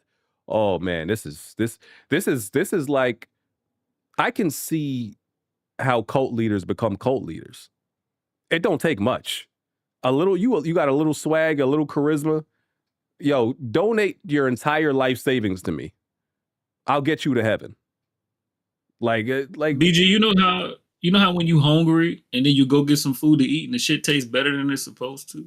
Because you're starving? That's pretty much what they doing to Xbox fans right now. It's just too much desperation. And like I said, I like Asher Sharma, but like the whole like gentle parenting thing with Xbox fans is weird as hell. Yeah, they low key got to cut that out. Like, and they listening to the wrong people a lot of the time too. That's the worst part about it. Yeah. Because that's why you got so many of these influencers walking around with like all these hoodies and stuff. I'm like, bro. Yeah, the parasocial shit is definitely a problem. But like I said, the problem with Xbox, man, is that they know they lost their fan base. And a lot of the Xbox fans feel like it's been just straight corporate moves, right? Because even though Xbox fans try to justify and rationale behind the reasoning why they do stuff, they never like their games going to PC. They never like none of the shit that happened in probably the past 10 or so years. So, but every time Phil Spencer changes his mind, because he changed his mind like the weather, that's why you see a lot of these Xbox influencers every 2-3 weeks, they got a different opinion on something. Yep. And it directly contradicts the thing they said 2 weeks prior. So you got to deal with that, the mentally instability of everybody involved with this shit. On top of that, the leadership, even though, like you said, I like Asher too, it's just a mixed bag, bro. She's still trying to toe dip with the exclusivity, but then you got Matt Booty saying, hey, it ain't no exclusive. What exclusivity? You know what I mean? Like, we still got shit going on other platforms. Like I said, bro, this whole half measure shit is not gonna work. The only way Xbox can truly gain back any type of leeway in any type of market, they're gonna have to stop selling their games on Steam. They're gonna have to pull out of Steam. The only way you be able to play an Xbox game, if I was in charge of Xbox on PC, you would have to have the Game Pass app or some type of Microsoft Store purchase. I wouldn't have them games accessible any other way on PC, or you would have to own a console. Anything other than that, all this toe dipping exclusivity is not gonna work. You got to make a decision, bro. That's it. I'm gonna be honest, Jack. The only problem with that is the fact that they half-assed their approach to the PC platform. No, that's a fact. That's a fact. Yeah, that's a like. You've been hearing niggas complaining about this Xbox app for almost a decade now, bro. Yeah, they even to this day, they still got bullshit going on with it. And all these, all these Xbox hope dealers poisoning the streets with their filth, killing the community, like Colt Eastwood, like Paris's Puerto Rican friend. I don't know his name, whatever the hell he is. Danny. Jose. Oh yeah, Danny Pena. I thought Danny Pena. It's Jose Pena. all they doing is rapping, is just putting hope in needles and passing it out to these addicts. Just passing it out to these fiends, bro. Just it's blue magic hope. And they write these long little spiels, these 5-paragraph tweets about what's coming down the line for Xbox, on the horizon for Xbox. And it's inspirational. And it's like, oh, we shall overcome. And it's like Negro spirituals, but for Xbox. And it's like, oh yeah, we're coming back. And like, yo, bro, stop. Y'all got to stop. BG, it's nasty. I gotta touch on this shit too, bro. Because it's just so disingenuous, bro. Because how one week you gonna say, oh, why can't I play Horizon on... Why can't I play this on PC? Why can't I play Uncharted on PC? Matter of fact, I want to play this too. Why do you care? Why do you care where I play my games? You say that one week, and then a couple of years later, you said, oh, I'm hearing rumors they putting Gears and Halo on PlayStation. Those games should never be on PlayStation. As an Xbox gamer, I never want to see them games on PlayStation. But you just said, why should I care where we play the games at, right? Like, how are these thoughts coming from the same brains? And then, right, PlayStation should keep their games on PC. That's a good move, but Microsoft should embrace exclusivity again. What the? Am I living in the Twilight Zone, bro? How is the same people saying this shit?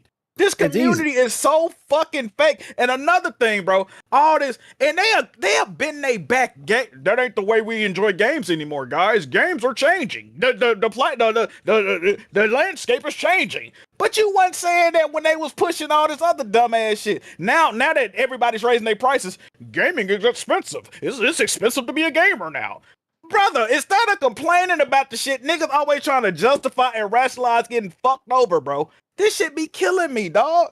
They're saying that because it's all corporate speak, bro. They're not the ones that are really just like us because they're already getting like paid like right underneath the table. So and they get the like shit for free. That's a fact. They getting all this shit for free. Now they not spending money on the platform. All that virtue signaling, I'm for every man, I'm from the gamer ass shit, gotta cut it the fuck out, bro. It's ridiculous, bro. It's killing the industry, dog. And that's why I said that Xbox hoodie stuff is crazy because that's literally signal for them to say, hey, we're going to be one of the first people to have like the Xbox healer, so come check us out. Because they already made like a contract probably under the table that, hey, promote our product even though we not doing it ourselves. So generate hype because you're basically one of our plants, I guess you can say. Yeah, it's essentially. It's just, these dudes are just changing their minds so fast based on what Xbox comes out and says.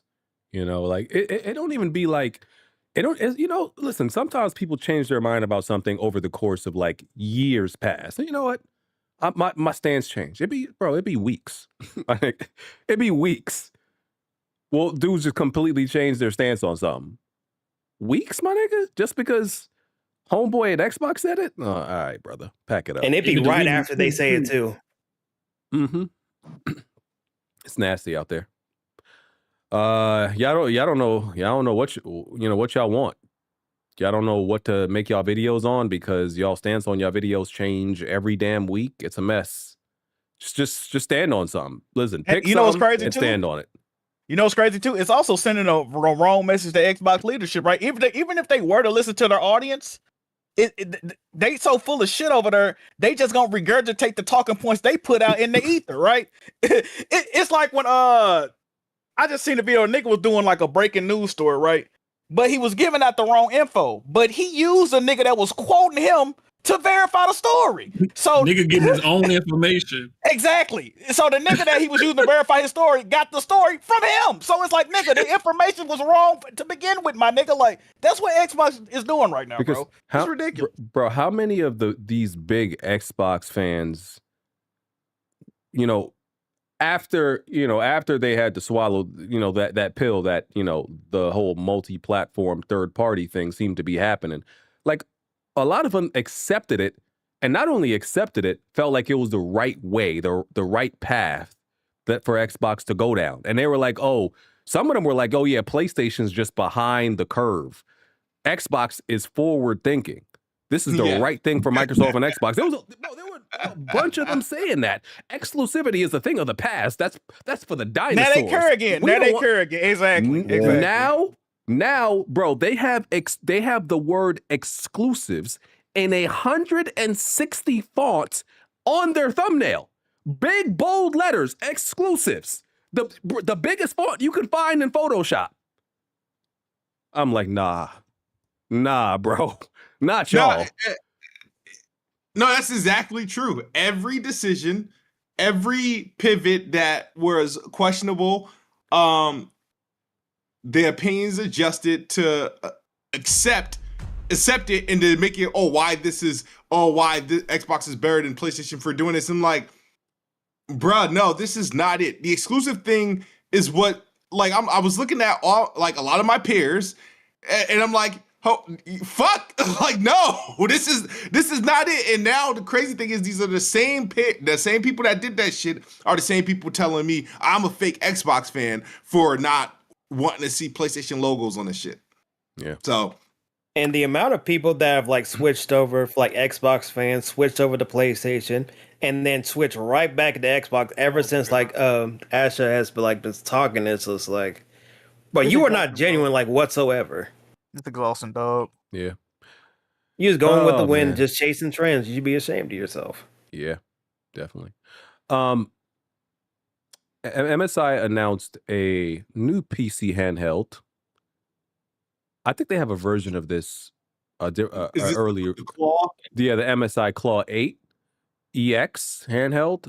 It's $1,500 and it's coming out June 23rd. You're missing the important part, BG. It's using a different chip than the ones that are out now, which is the main reason it's fucking $1,500. Yeah, Arc G3 Extreme. Yeah, SoC, 32 gigs of DDR5 RAM, 1 terabyte SSD. Intel Arc? Yeah, they have mobile chips now that you're making for the handheld devices. It's an 8-inch 19. It's not. It's actually slightly higher than 1080p. It's 1920 by 1200 and 120 hertz touchscreen, which is pretty nice. 80-watt battery. Listen, and it has back buttons. I'm only mentioning that because, like last week, I think I had mentioned that PlayStation is making an actual handheld again, like a dedicated handheld. It need back buttons. I need back buttons. That's okay. I need back buttons. Listen, I ain't gonna lie. I had the damn, which one was it? The Rogue. Was the Rogue? Yeah. I had the Ally, right? And I liked Which one? The very first one Probably that the came first out. generation. Yeah, the first one that came out. And I liked it. I liked it a lot. The only problem is I think those first generation PC handhelds, they are too weak. Right? I think the Steam Deck was too weak. I think the ROG Ally was too weak for at least like what I wanted to play at on a handheld. So I sold it. And I was like, when these get a little bit stronger, oh, this is gonna be amazing. They've gotten stronger, but you know. They got more expensive. They got stronger at the wrong time. That's all. Yeah. Listen, and I'm not saying I would not buy one of these at a high price. I would. The right one at a high price. The right one at a high price. The right one. I just don't know if this is the right one. Because do you think that 1500 stays that same price? It's gonna go up. It's going up. Yeah, what's going to force it to go down? That's what I'm saying. Go up before go down. Because my thing is, what is this priced at if we're not in the current conditions? That's only my only curiosity. Because is it 1,000? Because I feel like 1,000 might be the real price of this thing. Probably like 1,200. Maybe. No, yeah, because it's 1,500 now. Yeah, without the conditions, it's probably $1,000. And the ROG Xbox Ally X, that one's probably like a $800, $700 handheld in the same situation. Yeah. Because they withheld pre-orders for that reason. But go ahead. Do we have a PC fan that we can jump? No, HardHead today. I'm not letting. Well, I won't say stop out because I'm a save it up until. But HardHead, I want him to be here because I feel like he's going to be the most sincere and actually honest about this situation we're about to get into. Oh shit! Right. Well, Lord Newell, God Newell, you know what they call it. Well, you know what they call this man. They praise this man like he can do no wrong. He is the Messiah. He is our Lord and Savior in the gaming industry.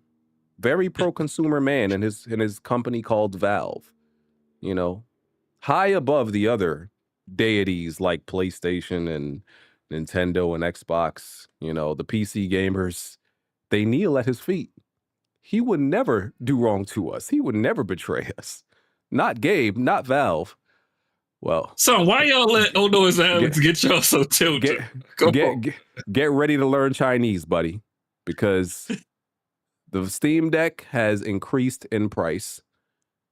The 1 terabyte OLED went from $649 to $949. The 512 gig OLED went from $549 to $789. So like a $300 price increase for that 1 terabyte. And wowzers. And it's not even in stock, by the way. Yeah. The Steam Deck is dead, bro. I'm sorry. Yeah, because they're not restocking. They just stopped doing like the LCD models, so this is gonna be like their only models too. So, my yikes! The Steam Deck came out what 4 years ago? Yeah, it came out in like 2022. So, mind you, even at the time when the Steam Deck came out, the specs were a bit outdated. You know, like even Valve said like they're not making another Steam Deck until it's like a actual big performance jump. So, and even at that time, the price point was still questionable. Yeah, so you're right now. You would pay a very premium price for specs that are very, very outdated. It's the top of the line Steam Deck cost the same as a PS5 at that time. People like, oh no, it's Bozo. Oh no, it's Dummy. You know, and his flunkies and his crew. You know, they believe this would never happen. You know, like Valve is immune to market conditions and whatever the orange man has bestowed upon us and all this other stuff. You know, they don't like when I say that. Oh, it's not the orange man. Don't talk about him. It's AI and all. Yeah, whatever. Lick my nuts. No, they didn't even say that. They just said that it was just those things didn't exist when it happened to anybody else. Point is, all this stuff is very expensive. PC gamers, y'all like to act like, you know, everything is just, y'all just in the land of milk and honey, and the grass is just mad green on y'all side, and you know, y'all just on the other side of the train tracks. Crime doesn't happen in this neighborhood. You know, crime, that shit doesn't happen over here. Yeah. First of all, BG, I'm gonna let you know right now, I got a nice white picket fence in my gaming repertoire. So see, we living good over here. Here's the thing about the PC neighborhood, right? With the white picket fences, they like to talk like everything is so good over there. See, it's all a facade. See, right? Because the crime in the other console neighborhoods, they may be happening out in the open. But in the white picket fence of the PC neighborhood, they doing weird shit like incest. You know, like brother and sister in there touching each other, like weird odd shit. That's the type of stuff that's going on over there, right? It's white collar crime and some weirdo shit that's happening on somebody's island. It's still happening. Y'all just, PC community just be hiding it and trying to keep it low. We see it. Y'all not immune to this stuff. It's happening to everybody. BG, you really just be letting your pony slip out every now and then. No, because you know PC gamers love to act like they just in Bel Air, bro. They love that. Oh yeah, it's great over there. There's no cons about PC gaming. There's absolutely no negatives to PC gaming. Not one. You can't find no issue with it. Oh, here we go. It's more positive than negatives. I can tell you that much. Y'all, BG. Hold on, Jay guy. No. Fuck that. Let me say this. This whole clown show that is going on is ridiculous. No, I want you. What are your thoughts about the Steam Deck increase? You got to talk about PC somehow. Nobody's immune to this whole thing going on in the tech world. Yeah, everybody knows what's going on. BG. You know, what the hell? But do you understand why he's saying it like that? Is because any other time somebody else got an increase, like you guys are. I'm not on it. This is not to stop this.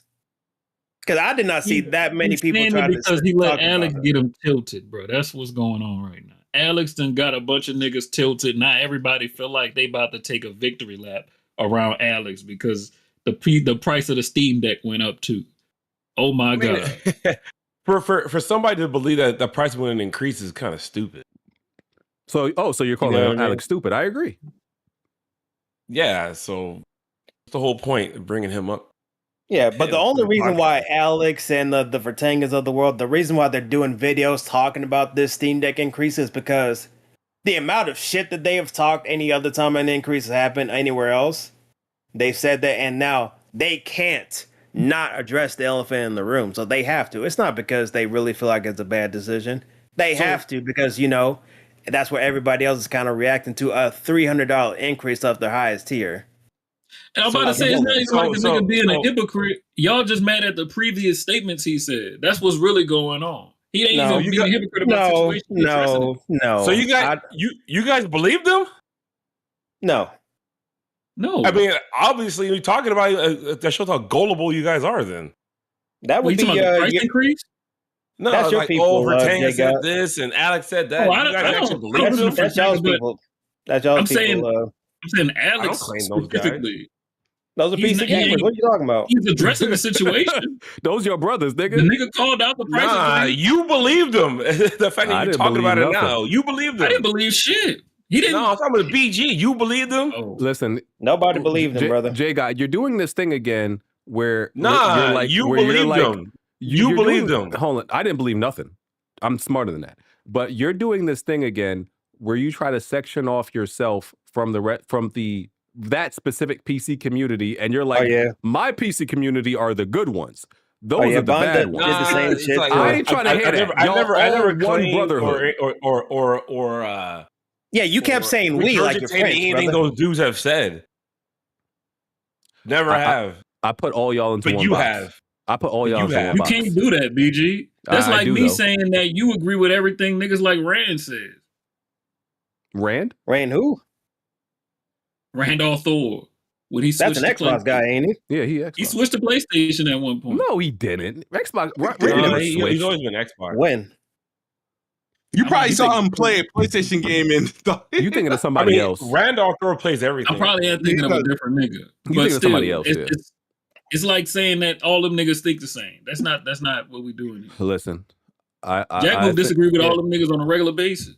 I think all PC gamers are the same person. You love talking about the whole community though. Y'all are the same nigga. Y'all the same nigga. You love talking about it. To be fair, PC y'all be like the most like vocal and like most brash anytime like something happens and speak against like other fan bases too. On top of that, but what's going on? But what's going on with the price increase is kind of like it. If you can't read the room, what's going on in the world, I don't know what to tell you then, man. Yeah, but you won't understand why I'm saying this though, right? Because let's not try to act like these PC gamers are just stick to themselves. I do not watch, and that's why you came in here to like kind of like just detract. But okay, Jay God, here's the thing. But Alex isn't here on this podcast, and you're a PC gamer. We coming at you, okay? Because they not here. That's fine. That's fine. But like, understand that I don't listen to these guys either. But you guys do. But okay, but you do though, because I said you do, and I'm aiming at you as a PC gamer, so you do. You one of them. BG, that's your own damn fault. You listen to them. I don't. It's not my fault. I hear them. Hey, I don't listen to them. I hear them. Hey, everybody I didn't know they said that stuff at all until you brought it up today. Yeah. Everybody in the panel, look what Blend you just posted in the chat. You gotta carry the cross for other PC gamers. If you're gonna be in this Discord, you have to carry that cross. I'm sorry. Well, especially if you're throwing around the word "we," you definitely need to. So BG, you think me, Jay God, and Tick all share the same ideals? HardHead, you're not a PC gamer. Why am I not a PC gamer? I think HardHead only plays on. Being a PC gamer is a mentality. It's not an action. It's a mentality. You don't have that mentality. BG, you are a bona fide console player. I don't want to hear it. I play games on PC. I'm not a PC gamer, though. It's a mentality, bro. You play Marvel Rivals on PC. It's a mentality. Okay, sure. That's what it is. So wait, you saying I'm not retarded enough? Is that what you're trying to get at? I'm just telling you, it's a thought process, it's a belief system, it's a mentality, and you can. And they all have the same. Jack kind of talked about it last week how they all behave. And so you do the same thing with PlayStation, right? That they all have the same personality, PlayStation gamers? The same mentality, personality, whatever you want to call it. A lot of them do. No, I'm talking you. Yeah, I mean, BG, you spent a few minutes trying to debate PlayStation gamer. I'm a different type. Oh, you a different type. You're a different type. But Jay got me. That's what you said. You're a different type of nigga, but Jay got can't have that thing. Yeah, okay. No. You're part of the sexual degenerates of the PlayStation fan base. Whoa. Tell him. I disagree. If there was a type of gamer that just goes around groping women all day long, it's the PlayStation gamer. And that's where you fall into. What is these analogies? Are you this is crazy? So let's not pretend that wasn't a thing for PlayStation people being sexual deviants and whatnot. Well, let's not pretend that's not a whole thing. Listen, no, I think that was a thing. That was a thing that happened for a few people across the board. Okay, listen, if y'all want to put that on, sure, PlayStation gamers, they can be sexual weirdos. The Nintendo fans accomplished a reputation for not showering and not believing in, cleanliness and deodorant. That's fine. Yeah. Jazzy Blandrew, you fall under the sexual deviant one. We remember what you typed in when you typed in P on the PS4, and we remember what we saw on the weapon wheel a couple of weeks ago. That's not what happened. That wasn't me either. We remember. Innocent, we remember.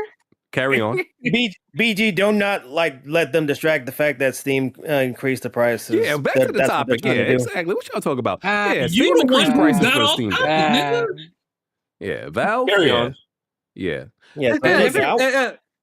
As someone said in the chat, everybody's got some stupid fucking shit with it. So it's whatever. No, don't pull that hashtag not all or hashtag all lives matter bullshit here. Stop this. And what?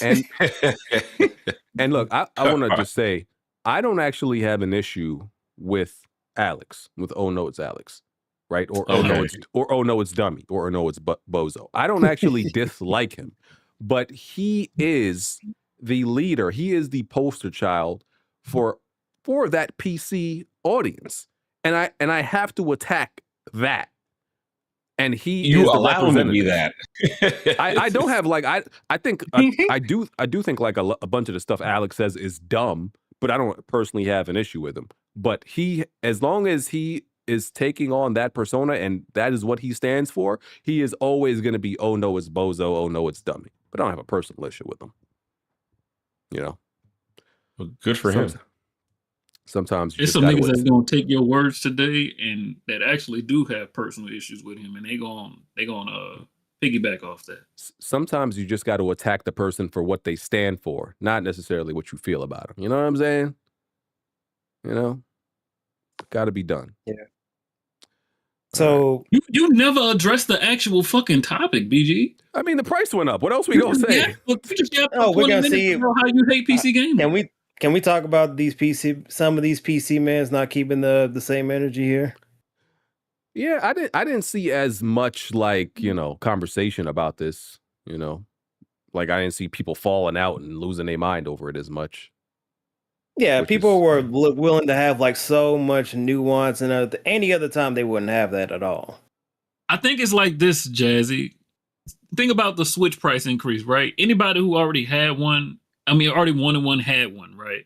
And with the Steam Deck, the shit is fucking, 4 years old now? 3 years old? Yeah. Yeah. A price increase like that, you either have one or you not getting one, because at that price point, it's dead. Nobody cares about it no more. Especially when there's the Xbox LIX that's $50 more and almost has twice the performance. Why would you buy a fucking Steam Deck?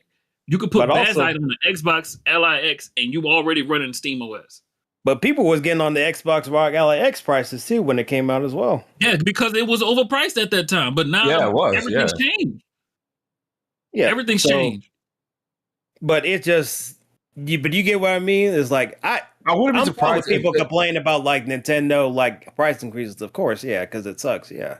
Because of everything. I wouldn't be surprised if the ROG gets a price increase as well. I wouldn't be surprised if it gets one. But do you see how far people go to say, "Oh, you're a bootlicker," and all this other like slanderous shit every time like one of these price increases happen? But the same energy not being kept to Valve from themselves. On Reddit. Yeah, come on, Jacob. I don't know. It's mostly just people saying the Steam Deck is dead. That's because that's all it really is at this point. Yep. You just say it's dead. That's dead, and also the Steam machine's probably dead on arrival as well. Yeah, that too. We ain't even gotten to that, nigga. The Steam machine is we ain't got a price higher than the Steam Deck. Yeah. So I mean, the same energy is being held, but you guys aren't either. No. Yeah, when the Steam machine get announced, I'm gonna see it. Watch. When the announcement came earlier this week, $1,500, $2,000. PC Master Race, PC Gaming, Steam, the Steam Deck, Reddits were all showing the same energy, being pissed. All of them were. They're all saying DOA for the Steam machine as well. Oh, Valve just killed the handheld with the price increase. No, but people were able to factor in stuff like RAM, all the tariffs, and like stuff. You got to vibe with those community. That's fine, but that's the same. No, I'm not even hating like on the Steam Deck or anything. I think that's a viable device. That's fine because that's like the word of mouth people got because it's under Valve and because they have the most like popularity just because of that too. I have no problem with the Steam Deck. It's just, the people that be shooting off the mouth, shitting on everybody, Oh, those when this happens, they're just like crickets. Yeah, but every platform has that, Jazz. Yeah, absolutely. I won't deny that at all. But it's just it feels like some of y'all wanted like just do the Bird Box challenge when it comes to like happens to be to Steam PC Master Races. Yeah. Well, those guys you listen to, you listen. I don't watch them. I'm taking HardHead. Don't listen to them either. I I might catch an Alex stream. That's about it. Other than that, I don't know what these niggas be saying. All right. Well, if we're done shitting on PC gamers for the day, 007. The nigga with a 5080 that plays almost none of his games on PlayStation unless he trying to game share with Jack Move got so much to fucking say about PC games. Yeah, that's, you know, that's but the I've already benefit. talked about HardHead. He's a console dude that just happens to have a PC. That's That's honestly most of the PC base now that's been coming into PC gaming in the last 5 years. It's a bunch of weird console niggas, which is the same niggas y'all complaining about, that just happen to switch over to PC and bring that same mentality that you complaining about over to PC. So it's really just console niggas that just switched over. Yeah, but you know, if you are a participant in both platforms, it gives you the right to shit on the people on both platforms or the platforms. You know, it's like, to a degree, maybe. It's like when you have that you know, that one black friend where you grew up in the black community. so you think you got a pass. I'm not saying you do, by the way. But I'm saying I do in this situation with PC gamers and console gamers.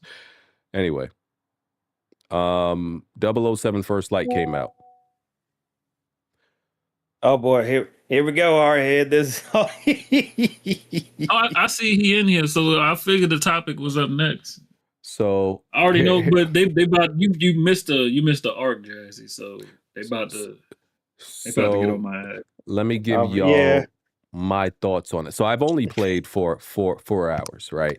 So far, I'm streaming it. I've only played 4 hours. 2 hours of the game. The first 2 hours of the game are pretty much a tutorial. It's a long tutorial, which usually I don't like, and I hate when games have long tutorials. But it's a lot of like story setup in this, right? Because this is the origin story of James Bond, you know, 007. So I like the setup, and not to bring Uncharted into this, but you know how we have the conversation about like, oh, in Uncharted 4, it's slow going because they're setting up everything. I think 007 has a better setup than Uncharted 4 in those first early chapters. I do, right? I think get the fuck out of here. I think how they roll out, you know, introduce his character, how they're setting up the story and everything like that. I think they do it better in a more entertaining way that kept me, you know, invested in the story. It's very they've definitely captured the whole espionage, the whole spy part of it. It's almost like you know, like that whole mystery espionage spy movie. I really like that aspect of it because I'm a big fan of the Bond films, and you know, and just spy thrillers in general. And this game does feel like that from the storytelling. So I'm digging it. I'm digging that from the storytelling, right? By the way, it's like an 88 on Metacritic, I think. So digging the story, you know, visuals look good and everything like that. I'm not going to talk that much about it. The gameplay. So obviously, IO Interactive, you know, there's a stealth and there's the combat. We expect them to be great at stealth because of the Hitman, and the stealth is pretty damn good. I really like the AI and I'm playing on the hardest difficulty. The AI and all that stuff, not the smartest. Like you can literally pass in front of them and they may not register that, like, oh, I just saw this person. You know, it could be slow. It could be slow to react. They can be a little bit dumb. But the mechanics is what I'm saying. As a stealth game and everything that goes into it, I like that. I like the information gathering part of the gameplay, where like, oh, you're eavesdropping to figure out information about something. Oh, you need to find a code to get access to here. You know, you're talking to all these different people. You're gathering all that information gathering, almost like you're a detective type thing. I really like that part of the game. I think that's fun. So all that's great. I'm a little bit surprised that you can't drag bodies, right? Because that's a part of most stealth games. And Hitman, you can drag bodies and hide them. But the gameplay, like the combat, is the part where I guess is okay to me. I'm not blown away by it yet. Like I said, I'm early. I like a sticky cover system. This is a dynamic cover system where it naturally, like, you know, once you like try to go into cover, you're just naturally like, you know, environmental dynamic thing. You're just on cover.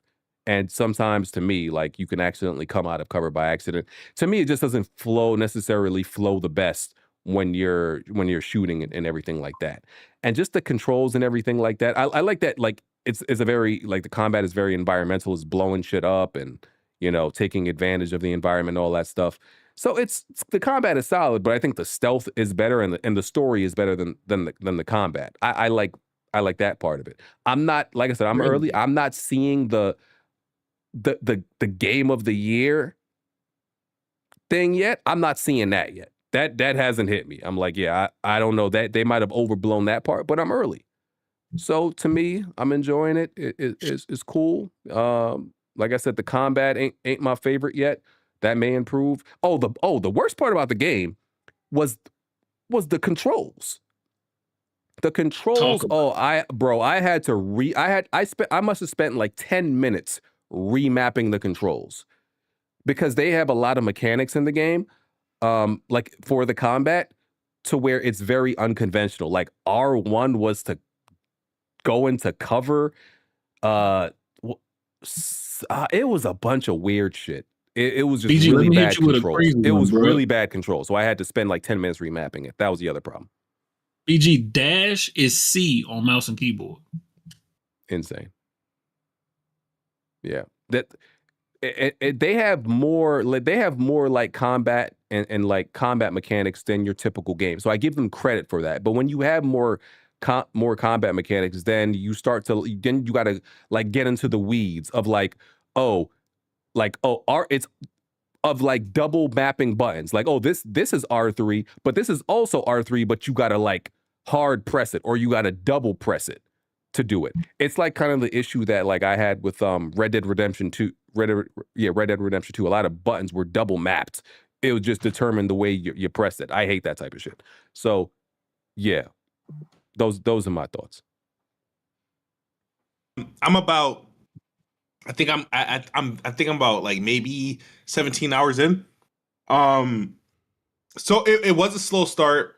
I do appreciate the tutorial. I think they did a good job. I do agree with your points about how they do the build up. You know, it started off with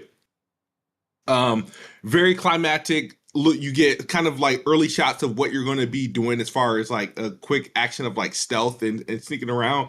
And then you get in the weeds of it when, you know, they bring you to like the whole base camp and whatnot. I love the casting, the characters. The game has gotten better. I was a little bit harsh on it when I was first playing it, but it does get better. At first, it was taking a while for the action to really kick in consistently, but when the action kicks in, it feels good. It is really good. But the only thing I really have to say about it is that some of the missions just sometimes can take longer than what it should because of the whole multi-dynamic way you can get through some of these missions, and you have to finesse certain activities to happen for you to progress the missions. One of the things that I really appreciate about the game is that they didn't hold back on the sexy. I will say that some people, whoever beat it, will understand what the hell I'm talking about, or at least if you're farther enough in the game, like there is no like, they did not. I will say this again: they did not hold back on the sexy for some of these characters. Which it's misogynist dream smooth. Nah, but I'll just say one name, Lorca.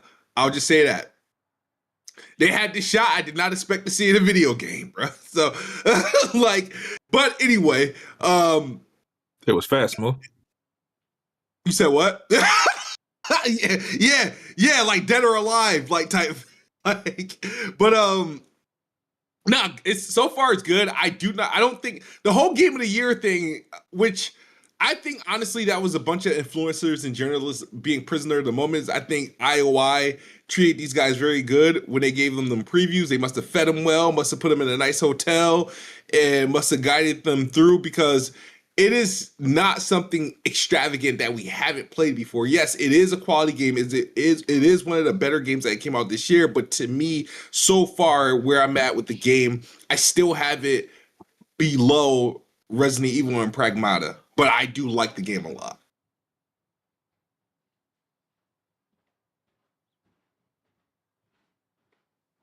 Get real quiet.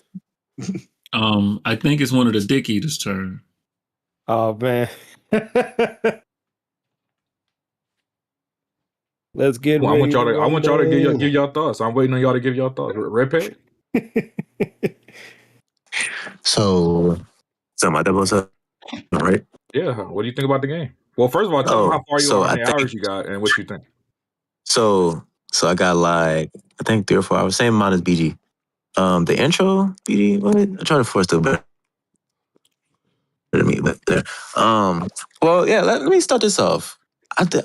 So this game gave me Uncharted vibes, bro. I'm sorry. I'm reminded of Uncharted when I play this game. Like the set pieces and shit. I did the plane set piece, right? The one they kept showing on basically it kept showing that. I thought that set piece was kind of underwhelming after like it was just I didn't like it. I didn't like that set piece, by the way. I'm going through more. I'm just talking about my thoughts. It's all over the place. My bad, y'all. I'm busy. What else? Oh, the graphics. Oh, let me get into this with Wonton, because Wonton been pushing back. Wonton been dick eating this game so hard, y'all. Like, he acting like this game is so fucking good. Nigga. And then he keep giving up, like, the game, don't get me wrong, it's a pretty game. But it's like, it's, you know what I'm saying? And it's like software ray tracing is not real hardware ray tracing and shit. Like it's cool. It's a pretty game. The character did a good job with the character models, but it's not like top notch and shit. It's cool. And I still think Uncharted 4, which is a 10-year-old game, 2016, it looks better than this game, which is kind of crazy. So, hey man, shout out to Naughty Dog, shout out to IO. This game is real quick, Red Peg. Yeah, what's up? You like Kingdom Come Deliverance 2 that came out this year. Uncharted 4 looks better than that as well. Why didn't you have an issue with that? Well, for one, different game, not an action adventure game like 007 is and Uncharted 4 is. Red Dead Redemption 2 looks better. That came out 2018. Yeah, but it's also, not in the same vein. So I don't know why you keep trying to bring that up. No, you keep trying to bring this up. You keep trying to bring it. You keep trying to bring this up. Excuse. Especially considering 007 is not in the same vein as Uncharted, but keep going. But it kind of is. It's action adventure. It's action adventure, and you just seen that plane sequence, and you just seen that plane sequence. You're a spy. You just seen what that's doing Nathan Drake shit, right? Also, yeah, and I doing James Bond shit. James Bond. No, Nathan Drake, nigga. Nathan Drake. Like, stop stealing that shit. Also, you can tell this game is heavily fucking influenced by Uncharted. But this nigga, one time you think it's heavily influenced because you never seen a James Bond movie. Let's get to it. You've never seen a James Bond movie. You didn't see a James Bond movie till 3 weeks ago. I told you okay. I have. But guess what? But even you don't know James Bond. You know Nathan Drake. For you to sit here and act like Uncharted didn't influence this game, like in the fucking gaming space. Yes, nigga. Obviously, the movies was before the game. We talk about in the gaming space, the games. Uncharted. No. But we talking about the games, nigga. This game was clearly influenced by Uncharted. Before Uncharted 2, but those last few Tomb Raider games was influenced by Uncharted, not by Tomb Raider. Exactly. That's what I'm saying. One time being fucking dense. This game is clearly, very clearly influenced by Uncharted. You never played James Bond. Why is that an issue? That game is full of set pieces. I don't see the issue though. It's not even the problem is Red Pig. He's coming at this from somebody. He doesn't have any reference for James Bond. He never seen the movies. So while he's playing the game, he just keeps thinking, "Oh, Uncharted did this, Uncharted did that, Uncharted did this." Nigga, James Bond did it. Bro, this game, I ain't gonna lie, y'all. So this game feel like he making it sound like James Bond. Nathan Drake. It's not true. Like you like riding home, you say you want something to eat? No, we got that at home. Like this feel like Uncharted at home. So you think that Red Peg thinks that like Uncharted is the soldier boy of everything when it's not really. He acting like this game wouldn't exist without Uncharted, which is crazy. That's insane. I'm not saying. I never said, but you could clearly. You acting like it just set everything up. Like there's differences to that shit. I mean, it kind of did. This game is heavily influenced by Uncharted. You see it. You see how the way it feels to play the set pieces. Yes, it fucking feels like Uncharted, and it kind of looks worse doing it. Like even though it's not obviously Naughty Dog level. What's weird is a lot of the stuff it takes from Uncharted is kind of half-assed. Like I noticed it kind of exactly. And all of this, okay. So hold on, like and that's wait, that's why I brought up Kingdom Come Deliverance. Red Pig didn't say none of this when he played Kingdom Come Deliverance. Uncharted looks better than that shit. It's 10 years old. Red Dead look better than that shit. Came out 2018. Well, we talking about action. We talking about these linear action adventure. We talking about these linear action adventure games. You compare no. You can compare that to other RPGs in the space, nigga. We talking about action adventure games, nigga. This game right here. Red Dead and guess 2 what? is an RPG, and so is Kingdom Come Deliverance. You didn't bring it up. Red Dead 2 is not an RPG. Well, okay, it's not an RPG. But it's an open world game. You're right. It's not an RPG, but it's an open world. Kingdom Come Deliverance is a fucking RPG. But it does have some you compare that shit to like the game. It was no. You could compare it to the game. It was influenced by Oblivion, nigga. Right? Elder Scrolls Oblivion, right? And it completely shits on that fucking game, nigga. That's what I'm talking about. 007, it doesn't shit on fucking Uncharted, nigga. It's a bootleg version of it. You're very consistent with the comparisons. You don't do this for every game. For some reason, you chose to do it this one. What? No, because it so clearly feels like Uncharted with the set piece and everything. That's your opinion. That's fine. You don't play stealth games, so I get it. The point is, what? Naughty Dog is a top 3 dev in gaming, period. Most of Naughty Dog's games look better than majority of the games that come out today. So it's just, to me, it's a moot point. It doesn't really even make sense to even bring that up. Oh, Uncharted looks better. Yeah, it's fucking Naughty Dog. The fuck? Listen. See, and this is another thing. Some of the games you mentioned came out in 2020. Last of Us 2 looks better than a lot of games that are out right now. Yeah, that's true. But listen. Those games, they at least do something better than the shit they influenced by. This game don't do anything better than Uncharted. Nothing better than Uncharted. It doesn't. It fucking doesn't. It doesn't. Listen. The shooting's better. The set pieces are better. Low key, well, if we're being real, the stealth is about what it was. The stealth is about what it was. And if we want to be real, nigga, Last of Us 2 got way better. No. And let's compare something else, nigga. Last of Us 2 got way better AI than this fucking game, nigga. How about that? Nigga, there's no stealth. What are you talking about? Like, what do you look like? You've been riding for this game, nigga. This game is just it's okay. It's good. You're making y'all actually sound brain dead. It's not even about the game at this point. It's the shit that you're saying.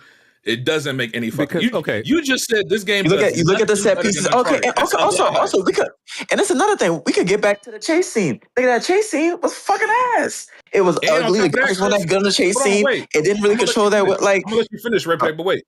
Even the hand-to-hand combat is better in 007. Uncharted is a shooting game. It's a shooting gallery, nigga. The hand-to-hand combat is better and more fun in 007. So is the stealth. That's two things right off the top of the bat. Is there anything other than hand-to-hand combat that's better in 007 than it is in Uncharted or The Last of Us? It doesn't matter. I don't even think we should be comparing them. I guess I get that. And you can argue. Right, you can argue Uncharted from the beginning. The review was compared to Uncharted, but right after they played the game. I'm not them, nigga. I never agreed with the comparison.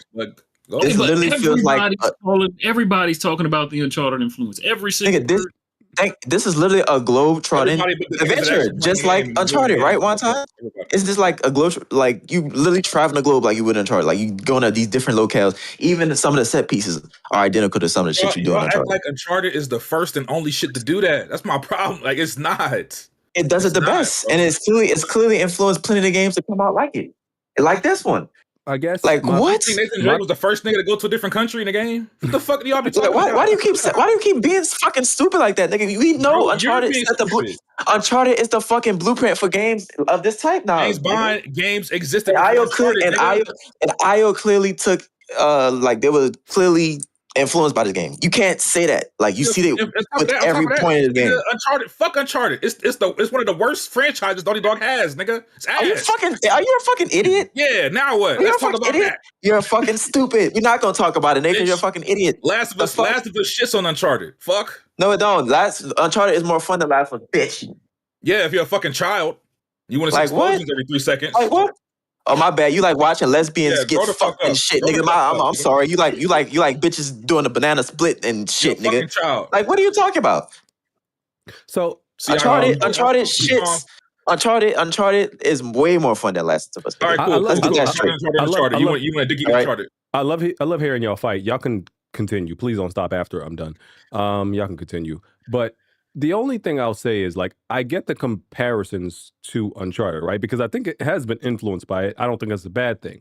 But that doesn't stop my enjoyment of something, right? Because like when I play something better, right, it sets a standard for what I want other games to be in the same vein as that game. So I get it, but I feel like Red Peg does it to too far to an extent where he's comparing every single thing about 007 to Uncharted too harshly. That's my only thing. This the same stuff that people was bringing up in reviews though. Like I just think like, okay, yeah, I notice all this stuff. I'm like, yeah, this game may do this better. This game may do this better. But I'm not like one for one comparing both games in a genre. He's comparing. He's like under a microscope comparing every aspect of the like, game. I don't. The game is clearly confused. Like, bro, this game is Uncharted at home. Like because like I want this, but go play that. This is your Uncharted. The only time I do that, like I judge a game very harshly in comparison to another one, is if that said game is just ass, where it's like unplayable, where it's just bad because this other game makes that game like, you know, look ass in comparison. I don't think that's the case in 007. I think 007 so far from what I played is a good game, and I don't see like Uncharted being this thing that has to like make it this mediocre I'm not saying it has thing, no you know influence at all. The way he's giving it, he's like acting like the whole game took the whole Uncharted flow. That's just ridiculous. You making it seem like 007 is too mid for you to play, Red Peg. You make it seem like it's too mid. No. Let me perfect. This game is a good game. But what I'm saying is worse than Uncharted in every way. Like the story is nothing special. But it's not. Like the set piece is nothing special. Is better. Like, the hand-to-hand combat is better. And I'm sure and you can argue the nigga has gadgets. They got no damn gadgets. Oh, them gadgets is fire. Yeah. Branching pathways, there's multiple ways to get to an objective. All types of shit you can do 007 that you can't do in Uncharted. Well, it is okay. Anyway, let me finish talking about this game. So let's talk about the story. The story is nothing remarkable for what I've played. It seems kind of basic, especially compared to some of the Uncharted game. I'd rather play those. The story was interesting, so I don't know. You switching up. Yeah, but I played and that was the beginning, and I got further in, and I was like, okay, I'm seeing where this is going. It's kind of cliche, but that's neither there. I had now the gameplay. It's cool. It's actually, I think it's pretty fun. Like one time I said, the hand-to-hand combat is really fun. The shooting, not really. It's okay. It's serviceable. The cover system, kind of ass, not gonna lie. I think BG got into it. The dynamic shit is cool. Uncharted does this way better, actually, but it is actually more sticky. No, it doesn't. Why are you lying? We all played Uncharted. It does. The cover system in Uncharted is not better. Uncharted is literally way better. What the fuck are you talking about? Uncharted cover system is way better, nigga. I disagree there, Wonton. I think Uncharted is literally a cover shooter. That's literally. I think any sticky, but it's not even an Uncharted thing for me. I think any sticky cover system is better than the dynamic cover system in all games. That's what I think. It's not even an Uncharted thing. Also, what it is, the R1, but like the run and shit, like the running and the cover system, I don't like it. Yes, is not that good to me. The controls in general is just yeah, I get it, but I'm just playing as it is. It's just it's not that good to me. The game is cool. It's a solid like 7, 8 out of 10. Like it's no Uncharted. Basically, it's bootleg Uncharted to me. I gotta give bootleg Uncharted is going too far. It's going. That's where you get too disrespectful. And again, that's where you get too disrespectful. He's only 3 hours into the game. You guys who see you take it too far. I mean, That's the how? problem. It literally feels like Uncharted to me. No. It feels like Uncharted at home with a. It feels like Uncharted with slightly more depth. No. Because when you of the say gadgets. bootleg Uncharted or Uncharted at home is like Uncharted at home. It's like you downplaying everything about the too much about it. Yeah, you downplaying. You're downplaying. I feel like y'all just taking it that way when he just saying. No, that's how you say it, nigga. What else do you take from bootleg Uncharted? I mean, it depends on how it strong. Ain't a positive statement. That ain't a positive. What? Oh my god! Like he's saying. No, because he's saying like when you turn on Tubi and it's like a whole bunch of like parody movies that's like mocking other real movies. Like it's a fucking parody or some shit. Like this is Tubi Uncharted. It's not Tubi Uncharted. I mean, Tubi it kind of is, but it kind of literally is though. See, he going too far. It's like not Tubi Uncharted. Like I'm just saying, it's worse in every way, bro. And again, to add context, Red Pig has no history with the James Bond movies. He didn't. I literally watched the movies because when you told me to one time, I watched the 91s. I didn't care for them. The first time you watched James that was months ago, nigga. That was months ago, actually. That was months ago. What are you talking about? We can go to the Discord and check the times thing. I told you to watch GoldenEye fucking almost 1 month before the game came out. No, that was months ago. That was your first time. That was your first time watching GoldenEye. So you never seen Casino Royale or he never Skyfall? seen none of them. BG. He don't know shit about James Bond. That's I watch some of them. Like he don't know nothing about James Bond, so that's why he comparing the whole shit to Uncharted. He don't know anything about James Bond. You got to see all the Pierce Brosnan and the Daniel Craig ones. I'm joking. But even with saying that, nigga, you talking about the movies, and we talk about the 007 in the gaming space, and his game, the game is based clearly on the movies, fucking. Nigga. What the fuck okay, are you but it's about? No. But you're not gonna sit here and act like Uncharted didn't influence it. But how the fuck again, playing shit it has no the chase sequences at all. It's I'm saying you're giving it too much. You're giving it too much credit. I'm not saying it has no influence. I'm saying you're giving it too much credit. You're essentially discrediting the entire. Most other shit in the game is stuff pulled from the movies. Movies that existed before Uncharted. That's my point. Yeah, like licensed games that are based on like the movie. And on top of that, there were James Bond games before Uncharted. As a matter of fact, I brought up one earlier. One of my favorite games from PS2, James Bond Everything or Nothing. That is a third-person James Bond game, action game. That game has a shit ton of set pieces, a shit ton of fucking action. Like all the shit that you would attribute to Uncharted, it was in that game on the PS2. 2004. Come on, man. Now we bullshit. What? I want to give credit to that. You haven't played the game. You can't talk on something you haven't played. I'm sorry. You don't know what you're talking about. I know what I'm talking about. I want to give credit to that first set piece in 007 because the mechanic of you being able to turn the plane, like tilt the plane, that is absolute fire. I don't know if I've ever seen that in a game where you're shooting, niggas just falling out the door and shit. BG, fire. You're influencing like the physics of the enemies because they're sliding left to right. I don't think I've ever seen anything like that. It was cool, but it didn't last long enough for me. Like I said, I was underwhelmed by even with that. I was like, that's cool, that's unique, but it's like, kind of underwhelming to me. Like at the end of the day, that you also got to realize, and we know this about Red Pig, he's a graphics whore. If this game looked better than what it does, he would give it more points just off that alone. He would like it more just off of that. I mean, yeah, if it looked better than if it looked better than a 10-year-old game, yes, I would give it more credit. Obviously, nigga. You play games if it didn't look a little bit outdated compared to Uncharted 4, yes, I would give it more. 10-year game, so I don't really understand that, but okay. But I'm not in that space, nigga. Exactly, bitch.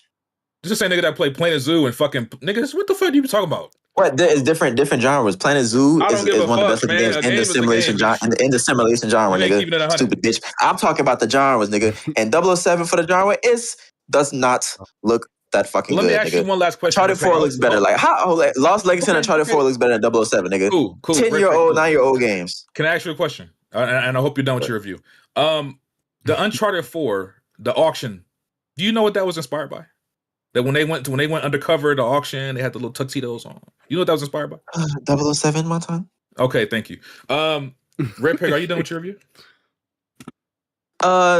No, nigga. Actually, I wanna get to the driving too, nigga. Let's talk about how fucking awful these chase scenes are and how fucking ugly they are. All the fucking popping and shit, nigga. They need to work on that streaming pipeline and that fucking engine, nigga, because it's fucking hideous, nigga. The driving, unimpressed. It just not a big fan. You mean the feel or how it looks? The feel is good to me. The feel. No, look, love it. Look, the look, Okay. the look. The feel. I don't care how it feels. Yeah, like they should have took notes from the Madagascar chasing. In Uncharted 4, nigga, make it more fun, more dynamic. You know, y'all try to make everything else dynamic. These fucking boring ass chase scenes dynamic. Different, shits. Like, yeah. But other than that, I don't have. I know it seems like I'm real negative. This game is good. Yeah, it's a good game. This game is good. Also, I'm talking about. Let's talk about the length of the game. I've seen people bitching about the length of the game. Oh, it is. It's definitely bootleg Uncharted, but it's good bootleg. The people comparing the length are tourists to me. I'm calling them tourists.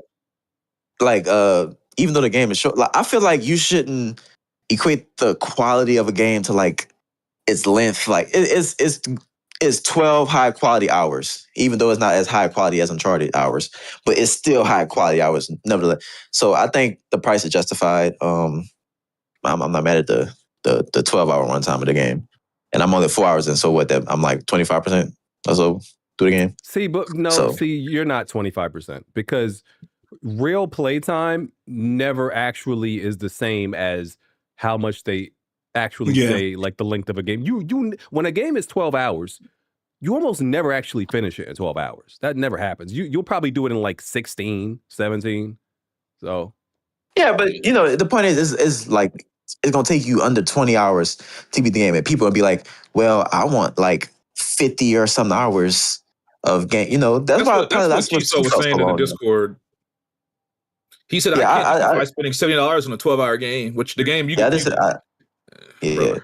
disagree. It's not like the game. It was way longer than 12 hours. I'll just say that. And not only that, this is not like a this is not like an Order 1886 issue where it's like barely any gameplay and mostly cutscene. Like this game is a good bit of gameplay, high quality hours.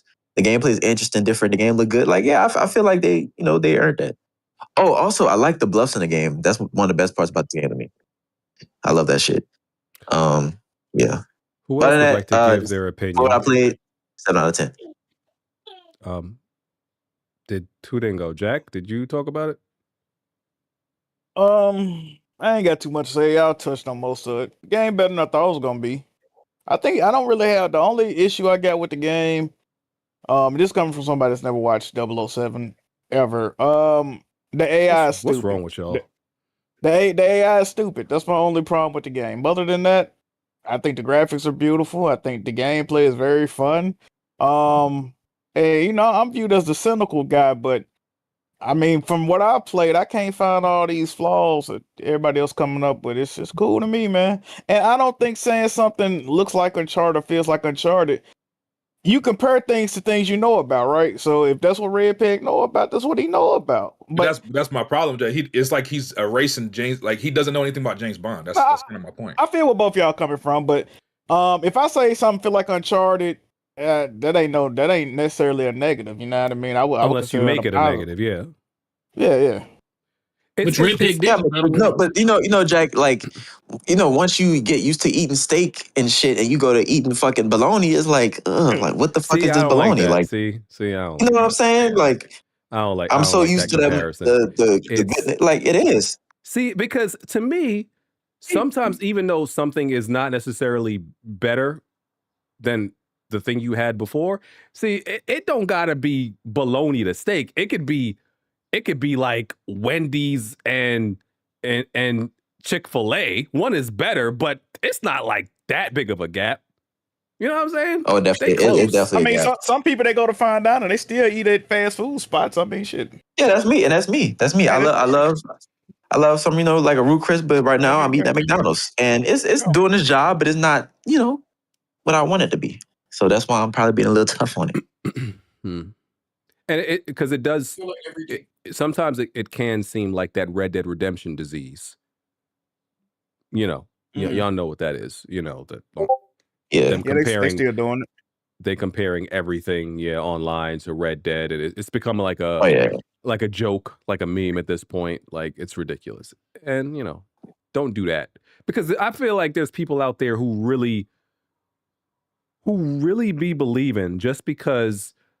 Like, okay, there's a bunch of games that don't match up in detail to Red Dead 2, I think a lot of these people really be judging these games because of that. I'm like, that's not. I don't think that's a meter. That's not a bar that we should judge if a game is good or not. Is how does it stack up to Red Dead 2? You know, that's why I've gotten so mad at those, like, you know, those conversations we've had in the past about them comparing everything to goddamn Red Dead. That's not the bar. It shouldn't be the bar. So. Yeah, well, one time I give them this. They hit a nice balance between Hitman and Uncharted. Like they did that. They did. It's pretty cool. This one time game of the year, by the way. So anybody else? Anybody other thoughts? Pragmata is still my game of the year. I gotta see. Like I said, only 4 hours in. I gotta see. You got Pragmata over RE9? Yes. Oh, that's surprising. Really? Yeah, I said that mainly because of Grace's part. Like, I like Grace. I like Grace's part to play one time, but it's not fun after that. Like, it's like, okay. Grace's part is a chore after you get past it. I feel like you get some upgrades. You get some upgrades, it'll be all right, though. Bro. I want that platinum, and I'm probably gonna get it. But to me, like, Grace's part is what it's like a little, you know, one of them cool little roller coasters. You know, like you know, go on it the first time, like, oh, that was fun. I don't want to do that shit again. Like, I got the experience. It's not, there's no replayability for me on Grace's part. Leon's part, if I could do that a bunch of times. I feel like you just too honed in on the action aspect of RE games. You don't really like the horror aspect, like. Yeah, because his favorite one was RE4. No, Andy Love Village. Like, yeah, that's shit crazy. But a lot of Grace's parts are just chore, or just like fetch quests. It's just like, oh, I gotta make it upstairs. Get this. I gotta make it to this room. I mean, that's why RE was for a very long time, though. Yeah, it's just too. It's and the pathways to do that are just like, they can be more annoying than fun to me. Like the first time, like I said, the first time, loved it. But to get the trophy, I mean, all the trophies, and to play it again, yeah, no. Pragmata to me is just timeless, replayability through the roof, and the gameplay loop is undefeated. That's all I'm saying. So that's why it's still my game of the year. But yeah. Any other? Hey, Wonton, I got a question for you. Wonton, do you feel like this game is too easy? Yes, I do. Okay, I thought so. Okay. About hey, HardHead, tap in, brother, because I know it's been you against the world about this game, dog. A lot of y'all kind of made the point of the main reason why niggas was asking me to pull up today is because, just like Wonton, y'all will not let any kind of criticism come to this game in the slightest, bro. Even if it's not. Hold on, HardHead, I'm cutting you off right now. Why do y'all keep saying that? Nobody criticize the game at all. Why do y'all keep saying that? Game? Who's not letting anybody? I've not stopped anybody from criticizing. As a matter of fact, I agree with a lot of the criticisms. With Red Pig because he tried to compare the game to Uncharted, just like everybody. That's not a criticism. That's a comparison. Do you know what words mean? That's not a criticism. He's comparing the game to a different game that has nothing to do with the game. The cover system. No. When Red Pig said shit like, "Oh, I don't like the enemy AI," or "The game is too easy," I agree. I'm not stopping nobody from criticizing. Y'all making up fake fucking narratives. No, it ain't fake narrative. The only thing I disagree with, HardHead, was the comparison. That's not a critique. Saying this, comparing two things is not a critique. He's comparing things that don't need to be compared. It can be. But why can't they be compared? You're literally doing something. We already explained why. We've been over this. He doesn't have any reference to James Bond. So his whole reference point in comparison is just purely Uncharted. I play stealth games, which is flawed from beginning with. Stealth games. I watched the movies, and I played Uncharted. Okay, cool. So if you want to compare it, cool. But I had an issue with Red Picks. But why do you think I'm only addressing him, nigga? Y'all keep spreading there, like y'all. It's like y'all not actually listening. Not one time did I say you can't criticize this game. I didn't shoot down any of the critiques. Don't say that. I agree. Show that. Your actions are speaking one time. HardHead, I haven't done it. Like I said, most of the critiques and the criticisms I've been agreeing with. And on top of that, I want to remind y'all haven't heard me talk about the game yet. I haven't even given my thoughts yet. Y'all just ready to automatically. Every time you're ready somebody to automatically call me. You rebuttal it. That's all I'm saying. HardHead. My point is, again, you're creating a narrative that doesn't exist. I don't have a problem. I don't have a problem with people critiquing the game. I'll pull up Wizards review. No, I don't want you to give an example. I want you to give. First of all, let me point something out. HardHead for weeks, and I can pull up the screenshots from Discord. I'm not playing this game. It don't look fun. I might play it in a year. Now, all of a sudden, because he's on the podcast, he made sure to boot the game up for 1 hour just so he can say he played it. Yes, it is, nigga. You played it just so you can say you played it. So please, give us your thoughts. HardHead, give us your thoughts from the 1 hour you played. You literally doing what you just accused me of doing. You try to put a label on it. That's not why I played the game. I literally asked people if they wanted me to stream the game. That is the only way I stream the game. And I even told people at the end of the stream, you can ask anybody in the chat. There's niggas in the chat that was in the stream. You can ask them what I said immediately after I booted the game. I said, do not expect another stream of this game. Do not expect me to play past the first 2 hours, because if I do not like it, you are not getting no more content. I literally said that as soon as I booted up the game, because everything I've been hearing about the game, every time I hear criticism, y'all don't let it live. It's you, that fat ape ass nigga Deontay. Ram is at least like, he a little balanced with his. He at least accepts it a little bit. But you and Deontay, did you call Deontay ape? Called him ape. About the game. HardHead, do you know why? Can I explain to you why? The stealth system, which is bad, there are a lot of weak points on that stealth system, and I'm only 2 hours into the game. Something having issues doesn't make it bad. That's number one. Something can be good and still have issues and can be improved. A game that's supposed to be a stealth espionage game is lacking basic stealth espionage rules. Oh yeah, that doesn't make it bad. Y'all, I'm gonna give you an example. example. How to use words correctly. You can't pick up bodies. You can't pick up bodies in this game. I noticed this immediately when I was trying to mess around with the stealth system. I'm sitting in the grass and somebody's walking past me in the grass. When I go to take that person down, I go up to them and take them down outside of the grass instead of dragging them into the grass, then taking them down. That's a body that's sitting out in the open that can be discovered by another AI, which is dumb as fuck, by the way. And that's true. Now that their body's out in the open, I have to kill everybody. Oh, that's a good point. You actually don't, but I can explain that. HardHead, can I explain to you? I have to take down everybody in the vicinity just so this one body that I can't move, by the way. HardHead sound like he just want to murder everybody and want an excuse. Yeah, no, like you don't have to do that. But HardHead, can I explain something you said? You said me and Deontay kept attacking you for your criticism. Do you know why? I said everybody. I said everybody, not just me. The reason, okay, well, I'll explain. The reason why is because prior to today, you hadn't played the game. You kept saying things like, well, from what I heard or from what I seen. So we're responding to you saying, well, that's not actually true. Here's the context. Here's what it actually is. That's what it was. That is not what y'all was doing. Hey, you're HardHead. This is hold on. Wait. Anybody that knows HardHead knows that he does this.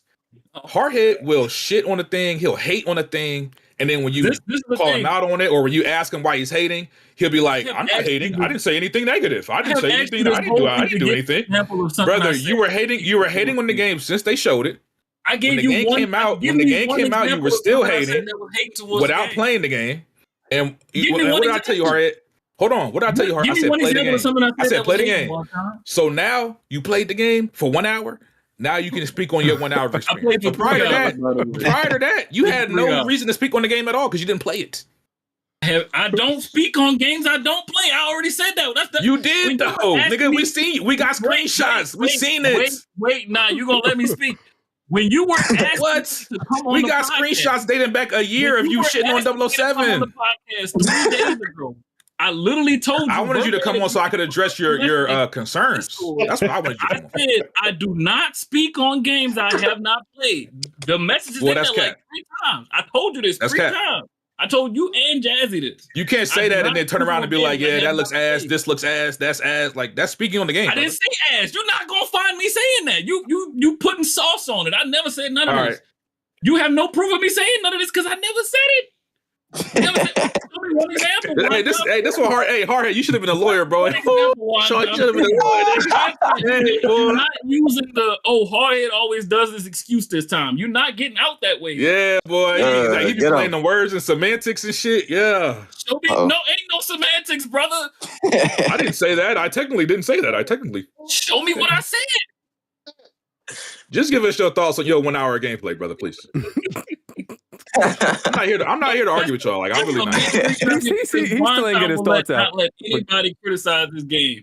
For the time that I have played this game has a lot of shortcomings. The two that stood out to me immediately was the lack of a complete stealth system. It seems like they was trying to edit the Hitman system, and they got confused along the way with certain things they were adding and removing. So it's kind of like convoluted a little bit to where they casualized it hard. They casualized it. Say that again. They casualized it. I mean, yeah, you could say that, but at the same time, Hitman's been casualized too. I mean, on top of the other thing that really stood out to me was the shooting. The shooting is fucking horrible. Every time I see somebody post gameplay prior to me playing the game, they was using the fucking bullet time mode. And I'm like, why are you doing that if the shooting's not as bad as Wonton saying it is? So once I finally did get the game, immediately after I picked up a gun and started aiming at motherfucker, that shit was horrible. Like I legit wanted to play it on mouse and keyboard, but I couldn't at that very moment. Because I was like, maybe it's better on mouse and keyboard, but on a controller, the shooting is god awful. It's like you need the bullet time if you want to land good shots. Why you keep saying that? That's not true. Brother, yes, I can upload HardHead. I can upload a clip right now from my gameplay. I was getting nothing but headshots, no bullet time. The aiming is actually very satisfying. It's very good to aim on this game. You didn't have to tweak a lot of settings. Like, I barely used the bullet time in this game. I got a fucking feature into the last section. Hey, HardHead. So Salam posted in the chat that you said 007 was going to be the Metroid of 2026. I did say that. You're right. 1.5 million sold in 24 hours. Like a year ago, though. That was after the first reveal. Do y'all remember the first reveal of 007? Yeah, and I think a lot of y'all were being overly harsh. Y'all niggas talking about, the frame rate. Nigga, how many times have we seen the game was running at like 20 frames on the first reveal? But HardHead, wait though. We all been gaming for fucking 20, some of us longer than that. How many times have we seen a game reveal where the frame rate was bad and they fixed it at launch? Yes, the frame rate looks bad. Okay, call it out, sure. But we know they're going to fix it. Niggas walking around like, I don't know if I want to buy the game. The frame rate's going to be horrible. Nigga, you know they're going to patch it. Like, stop being stupid. You know they're going to fix the fucking frame rate, nigga. You're right. They are going to patch stuff. And that's exactly why the PC version ain't even the best version of the game right now. The best version right now. The PS5 Pro version. Yes, sir. Yes, sir. The engine on PC is lacking so much shit that it's ridiculous. Like, every tech reviewer is pissed off at the devs because it seems like they don't even know how to handle their own engine. They don't know how to implement DLSS. They don't know how to implement FSR4. They don't know how to implement ray tracing. Not even the ray tracing. Like, I noticed that. That's something else I noticed. And this is only in 3 hours, by the way. So these are things that kind of stood out immediately. There's a room you in the beginning of the game where you got like a bathroom, there's a nigga knocked out, and there's 2 mirrors. But there's also this metal wall that's hold on, wait, HardHead. And for some reason, somebody in chat said you're not even past the tutorial. I did pass wait. I did pass the tutorial. All right, I don't know. I'm just letting you know what they said. There's a metal wall that's for some reason not an actual reflective surface, even though you can see the nigga that's knocked out on the ground in the reflection of the metal wall. But the mirrors on the wall are somehow reflective surfaces. I don't even know what the fucking point of that was. That's how you know there's no actual ray tracing or pat tracing in the game right now. And the PS5 Pro version is somehow the best version of the game because of that. They said pat tracing is going to be available later this summer, so probably, Yeah, like July, if you really want to play this game on PC, you probably shouldn't even play it right now. You're not getting the best experience of the game. At least waiting is always, but PC niggas love to wait. So HardHead, can we ask you? Can we just finish these thoughts on the game? What do you like about the game in your 1 hour that you played? What do you like about the game? One thing I really like was the driving. I disagree with Red Peg on that. I think the driving is actually pretty good, and this is from somebody who plays racing games regularly. HardHead plays racing games. That's a good. I haven't played that chase sequence yet that Red Peg is talking about. So from what I did play the driving, I thought it handled fucking amazingly, especially compared to the racing games I have. You know what's funny, HardHead? That I got to complain about that, but I'm gonna let you finish. Okay, I mean maybe there's a set piece that shows the flaws of the driving, because I will say I noticed when you try to turn, you can't counter steer. I don't know if y'all know what that means, but it's like once you start turning, we don't care. You're locked into a certain direction, and you can't steer your car back in the opposite direction immediately. If that makes sense to anyone. But when you're doing a regular turn, it handles it way better than I would have expected IO Interactive to do, especially off the first reveal, which is where the comments that I have come from. The first reveal was horrible, no matter how y'all want to look at it, in every aspect of it. But at the same time, I've only played, the 3 hours that I have played. I think the Uncharted comments are warranted because it does a lot of things that are Uncharted-like, but it falls short of all of them. Like the scaling. When you're scaling on the side of a wall or a building, going up and down, you can't actually go any faster than the default speed of your movement. So when you play games, you got a whole R1. You got a whole R1. I tried that. That didn't do shit. Well, I'm on console. Work. It works. It only works in a certain like when he's on like a ledge, you can kind of, if you hold R1, you can run across it rather than walk and things like that. But it doesn't always. Sometimes you do have to go slow. I do feel like his run speed is a little slow too for some fucking reason. I don't understand that. It's like his sprint is barely any faster than his regular fucking walking speed. And I don't know. I don't get what they was doing with the controls. Which I will say, if you are okay with the controls of 007, especially if you one of these niggas like Salam and the Big Ape Deontay calling this game type shit. I better not hear shit from you niggas when GTA comes out, because y'all can play about every time they release with the same fucking controls. Nigga, they put the sprint button on R1, bro. You don't actually lock on to any kind of cover, bro. I don't want to hear no complaints about the controls when it comes out. Oh, I will say, what I did get to see of the gadgets did intrigue me a little bit. Obviously, I didn't get to use all of them. I know it's only like 8 of them in the game, period.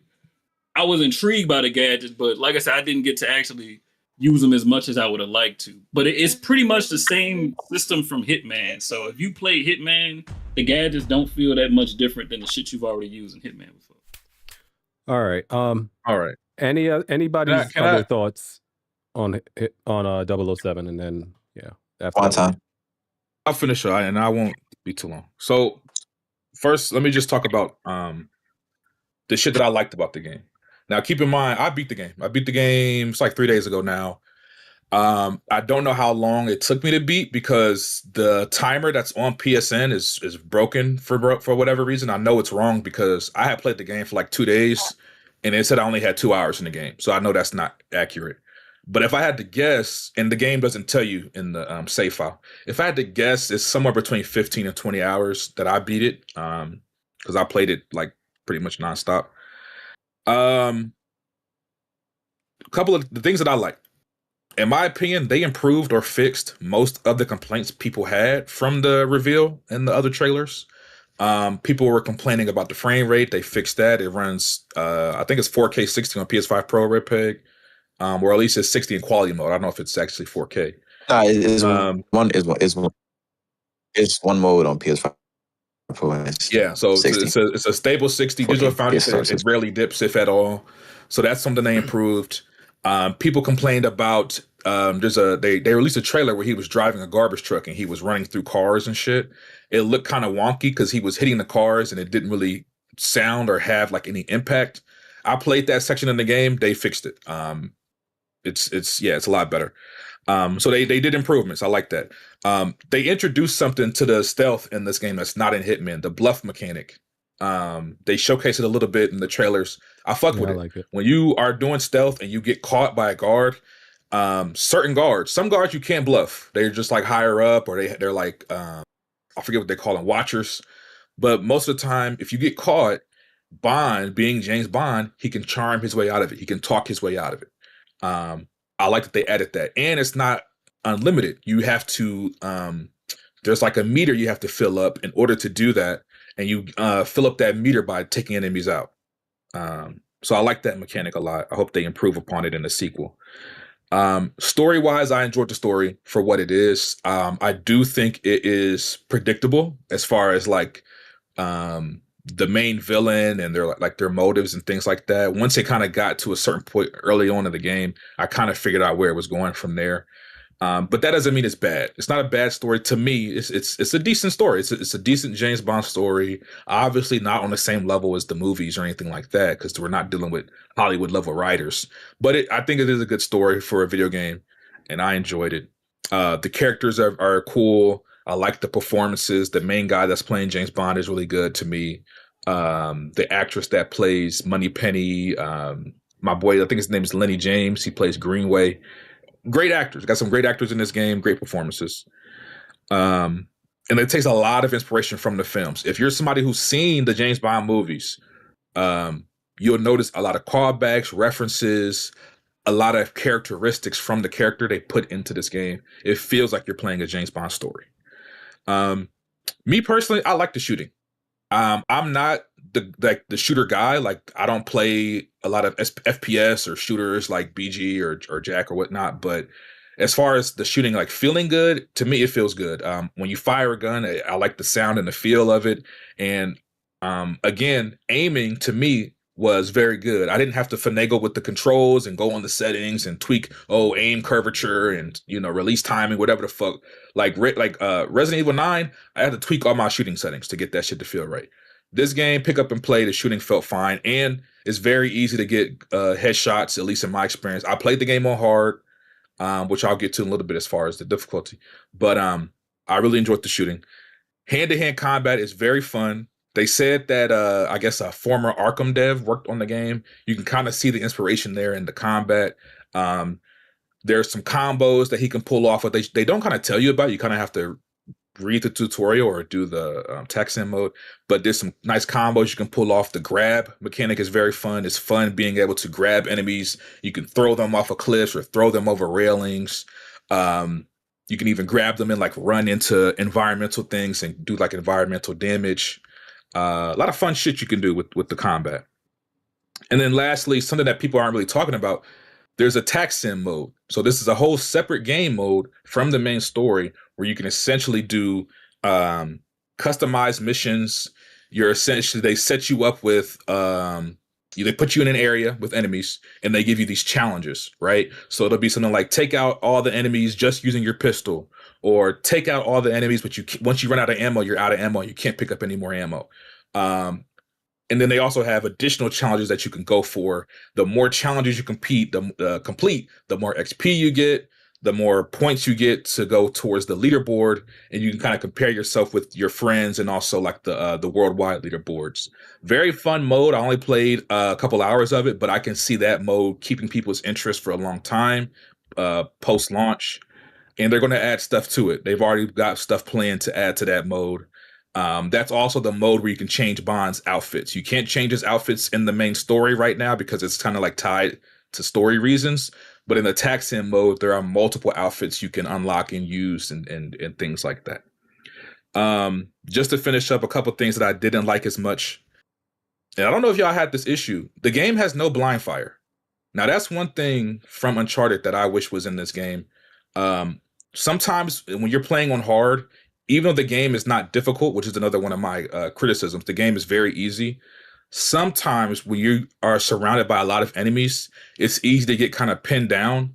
And if you take too many hits, obviously you're at risk of dying if you get out of cover, right? So there were moments where my health was low, I was behind cover, and I was wishing that I could at least blind fire to take out a couple of enemies that were close, but I couldn't. So I kind of had to sit behind cover, wait for my health to regenerate, and then go back to shooting. I just wish there was a little bit of a blind fire mechanic personally. Hand-to-hand combat, there's no lock on, right? So sometimes when you're fighting a large group of enemies, he's just punching around, and people are kicking at you, and you got to counter and all this other stuff. I don't know if a lock on necessarily is needed, but it might have been something nice to have as an option just for when you're doing the hand-to-hand combat in large groups. To Redpeck's point, the game looks good, but it could look better. Hitman 3 looks fantastic on PS5 Pro. This game looks good, but it's strange because there are parts of Hitman 3 that actually look better. Like, for example, the water in Hitman 3, the water effects actually look better than in 007. But they spent a lot of years patching and refining Hitman over the years. I'm sure they'll add some things to 007 and tweak it, but just when they make a sequel, I hope they put a little bit more money behind the visuals. Because the visuals are good, but they could be a lot better for what it is. I do agree, BG, the cover system could be improved. The cover system in Hitman is perfect. They should have brought that over. They didn't. They kind of ruined it a little bit. Long load times, bro. When you die in this game and you have to reload the section, it takes a little bit longer than I was expecting for a game, for a PS5 game and a game in this day and age. Most games today load pretty fast. Like when you have to restart a checkpoint or if you die. This game kind of lags a little bit with the load time. But that's just a minor critique. Can't move bodies. We talked about that. I do wish you could move the bodies. But to HardHead's point, if an enemy discovers a body, you don't necessarily have to go straight up guns blazing. If you at least take out that enemy or the enemies in that area who are alerted, it'll kind of go back to being like normal, and you can just go back to your stuff. That's what I said, brother. I said I have to take out all the other enemies in that area. I thought you mean you had to like kill them, you had to go shooting and all that shit. No, I didn't. I wasn't saying you got to go fucking guns blazing. Yeah, I get that. No, that's facts. That's true. And like I said, it was mainly because I thought it's weird that you behind cover or you hiding in a place and you go after a body that's outside of your cover, and instead of dragging that body in, it doesn't do that. No, I agree. Like, I wish anybody. I see niggas thought I was lying. Nigga, literally go hide in grass and do a takedown. You're not gonna pull the person into the grass.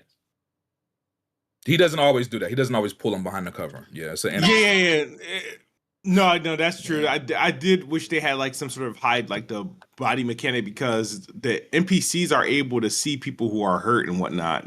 Right. Which kind of like gives away. Now they do have that bluff mechanic so you can talk your way out of it. Oh, the dude fell. Oh, I saw him passed out. You know what I mean? Which is cool, but I think for the whole package they probably should have thrown that in there, considering they made Hitman.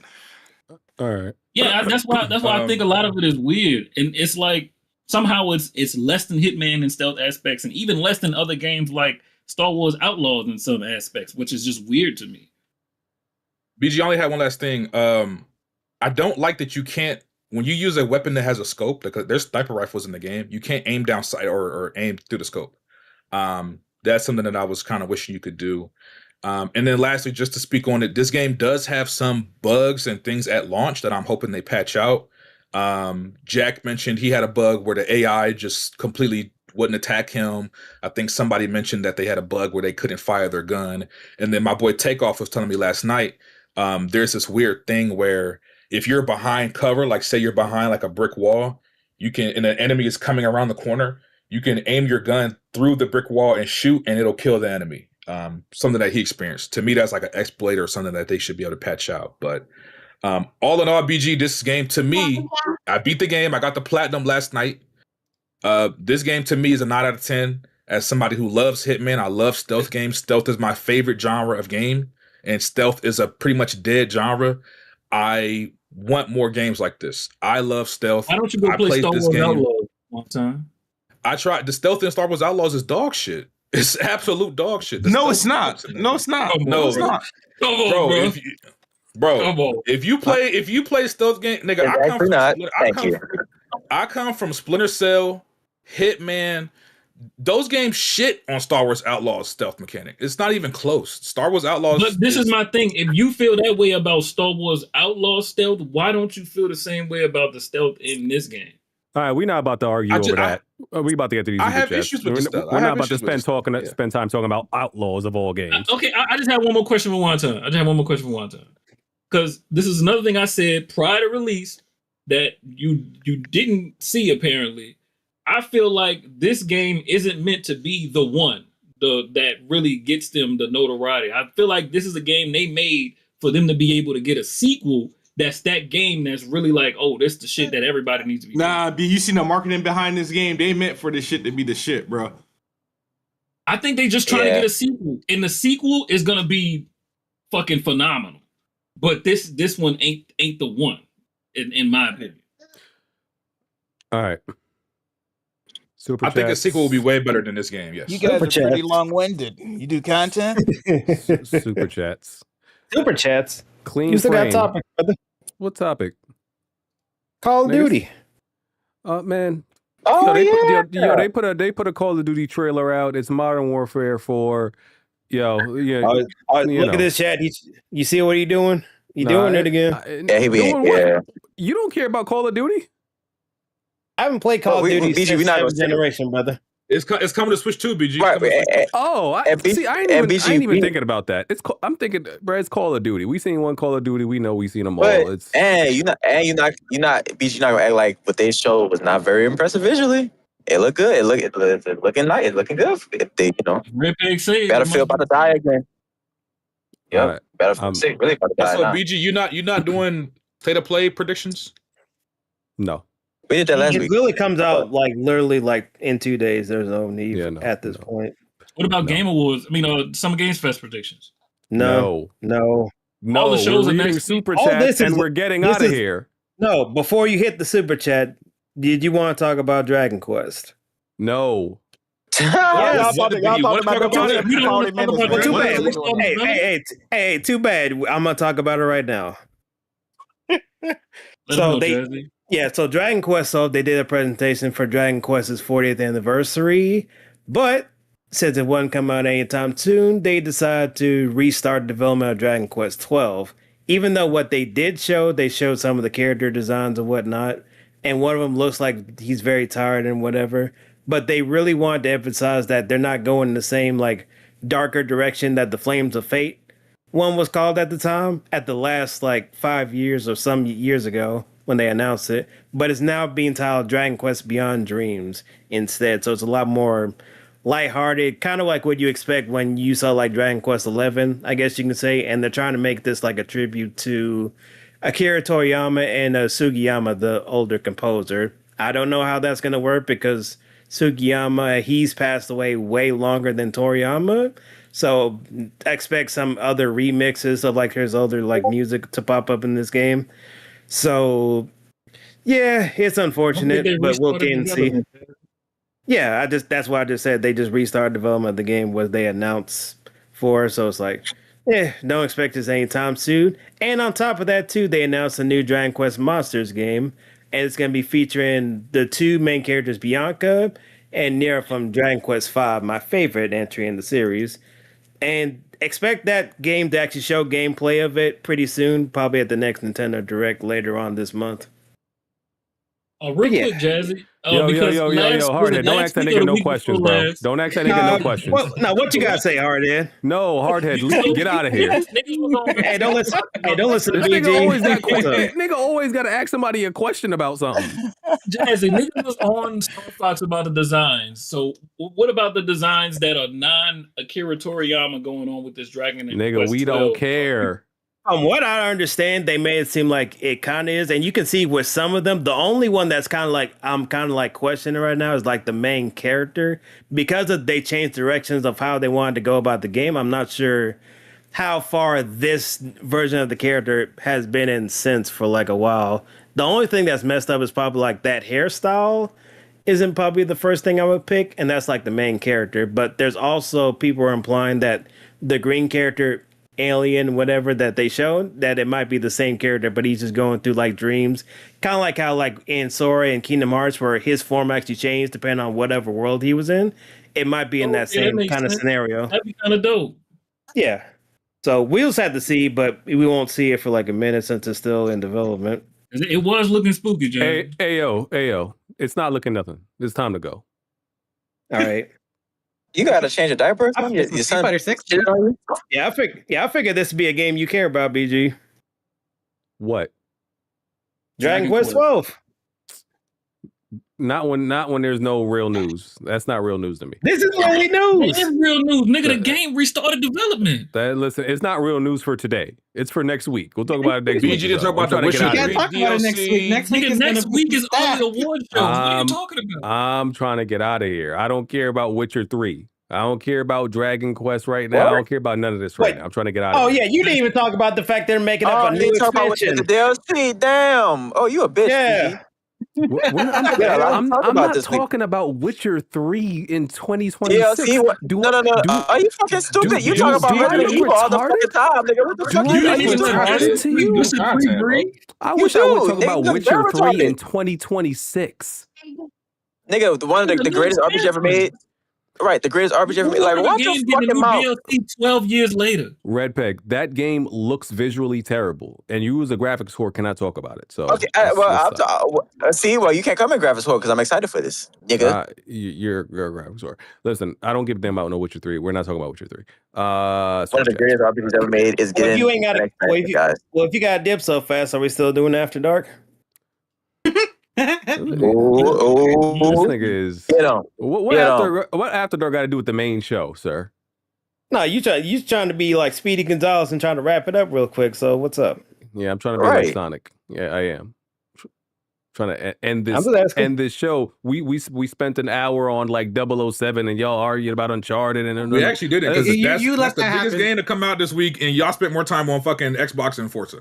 That's not true. We spent mad time on 007. It is true. It's not. I only spoke for like 3 minutes about Forza. What? And the thing is, y'all spent more time. Y'all spent more time comparing it to Uncharted and 4 and why it's a problem and all that, more than actually talking about the game itself. That's not true. I ain't even get into all my critiques, BG. Y'all spent like at least 45 minutes on mentioning Uncharted 4. There's some Street Fighter 6 news. Oh yeah, we're not talking about Ingrid. No, we do need to talk about it because they're not doing any more World Tour content going forward. We don't care. What about Tekken? What about Tekken? These are not things that we would ever talk about. Adding Baki to Tekken, and they got a Baki character getting added as the newest character. Right. Okay. Anyway, and Harada went to Waffle House. It's Yuji Rohama. They trolling me now. Clean frame. I asked my brother. To be my share partner on PS5, and they said they already had a share partner. I felt like asking them out, and they said they already had. I felt like asking them out, and they already had a boyfriend. It was the most sus situation. You should have read the room, brother. I don't know. Read the room. I don't know. Should have seen that he was involved. I don't know. Rufflemutt, WWP member. What WWP member would you like to see cameo in James Bond? Yeah, I wish they would actually write that. Jack. Jack. He said WWP member, would you like to see cameo in James Bond? He didn't say the whole thing that HardHead said. You got to be able to put people's sentences together for him. Sometimes. No, I don't want to have to do that. Like, write what y'all trying to say. Why do I got to put it together? And not only that, BG, why you got to know what they were trying to say. No, I'm not a mind reader. I'm not a mind reader. I'm reading exactly what y'all saying in the super chats. Why do I use 35 and you still read with your finger? Why do why do I have to use context clues and put what y'all trying to say together like Scooby Doo? Y'all are grown adults. It's one word, what you're BG. saying. He only wrote 8 words. Why? He only missed one. No, but that's my point. How do you write only 8 words and you have mistakes? That don't make no sense. It's a $2 super chat. Maybe he was at the limit. No, he was not at the limit. No, I mean he can afford to send more. If you write 8 words, it should be absolute perfection. We have to end the podcast, BG. We're not arguing about this. Exactly. How about fuck super chats? End the podcast. Fuck the super chat, nigga. BG in the podcast. Every word when he reads. XXX Cop Sanity. Who y'all got in the NBA Finals? Spurs or Knicks? Make it quick. I'm going Knicks. The Spurs got to win for basketball's sake. Knicks in 6. Spurs, nigga, Spurs in 5, bitch. That rhymes too. Knicks in 6. Put that on a shirt. Knicks got people that didn't actually been to the finals, won rings on their team, so I'm going Knicks. All right. Yep. Emmanuel A1. Please stop allowing Jazzy to lie about Xbox just because he wants to fit in with the ponies. RE9 sold better on RE9 sold better on Xbox with digital sales by a lot. Stop.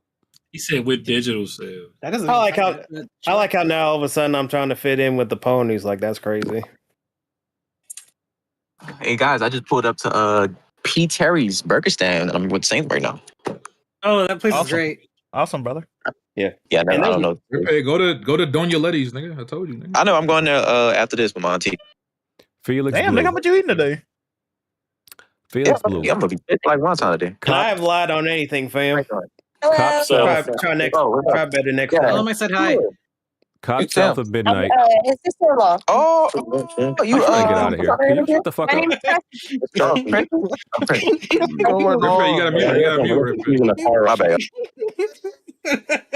Bro, what the fuck is going on, What bro? a fucking monkey, bro.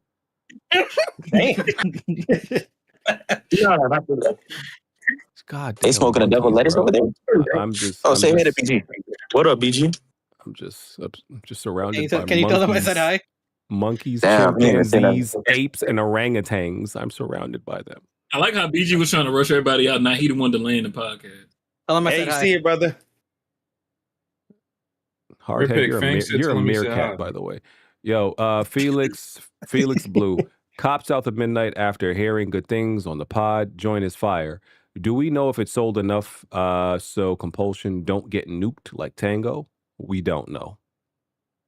I think it probably did decent though, and it won some awards. It got critical acclaim. I think we don't know exactly, but it seemed to do okay. That critical acclaim shit don't mean shit to them, dog. You seen what happened to Hi-Fi Rush? Chrono Rig. That's true. No Xbox person should be talking about sales when Xbox doesn't even show up in any chart or stores, not even selling the console anymore, and handheld flopping.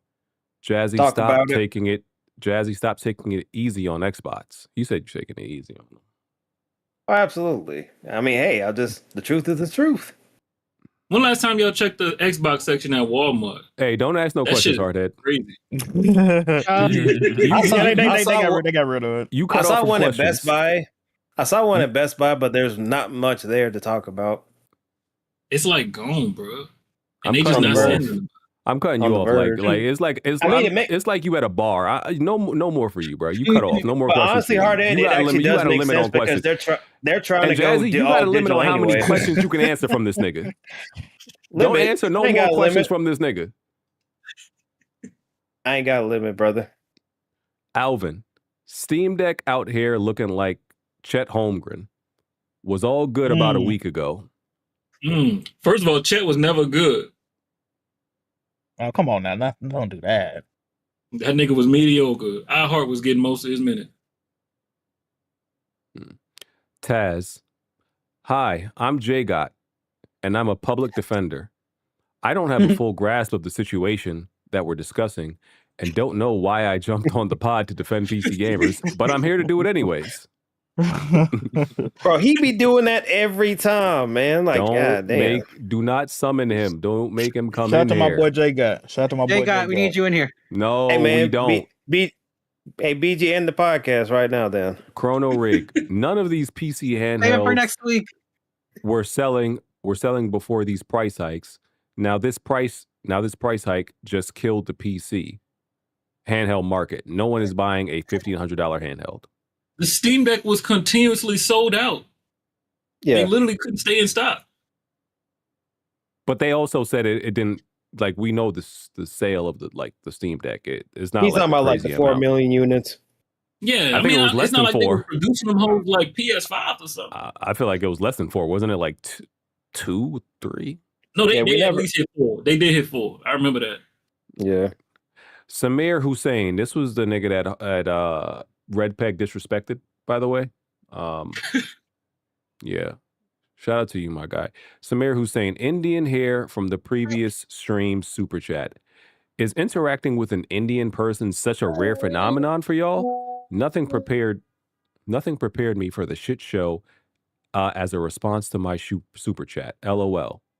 I didn't even know what Red Peg was commenting on, but I guess we are all allowed to be ridiculous and petty sometimes, even in 2026.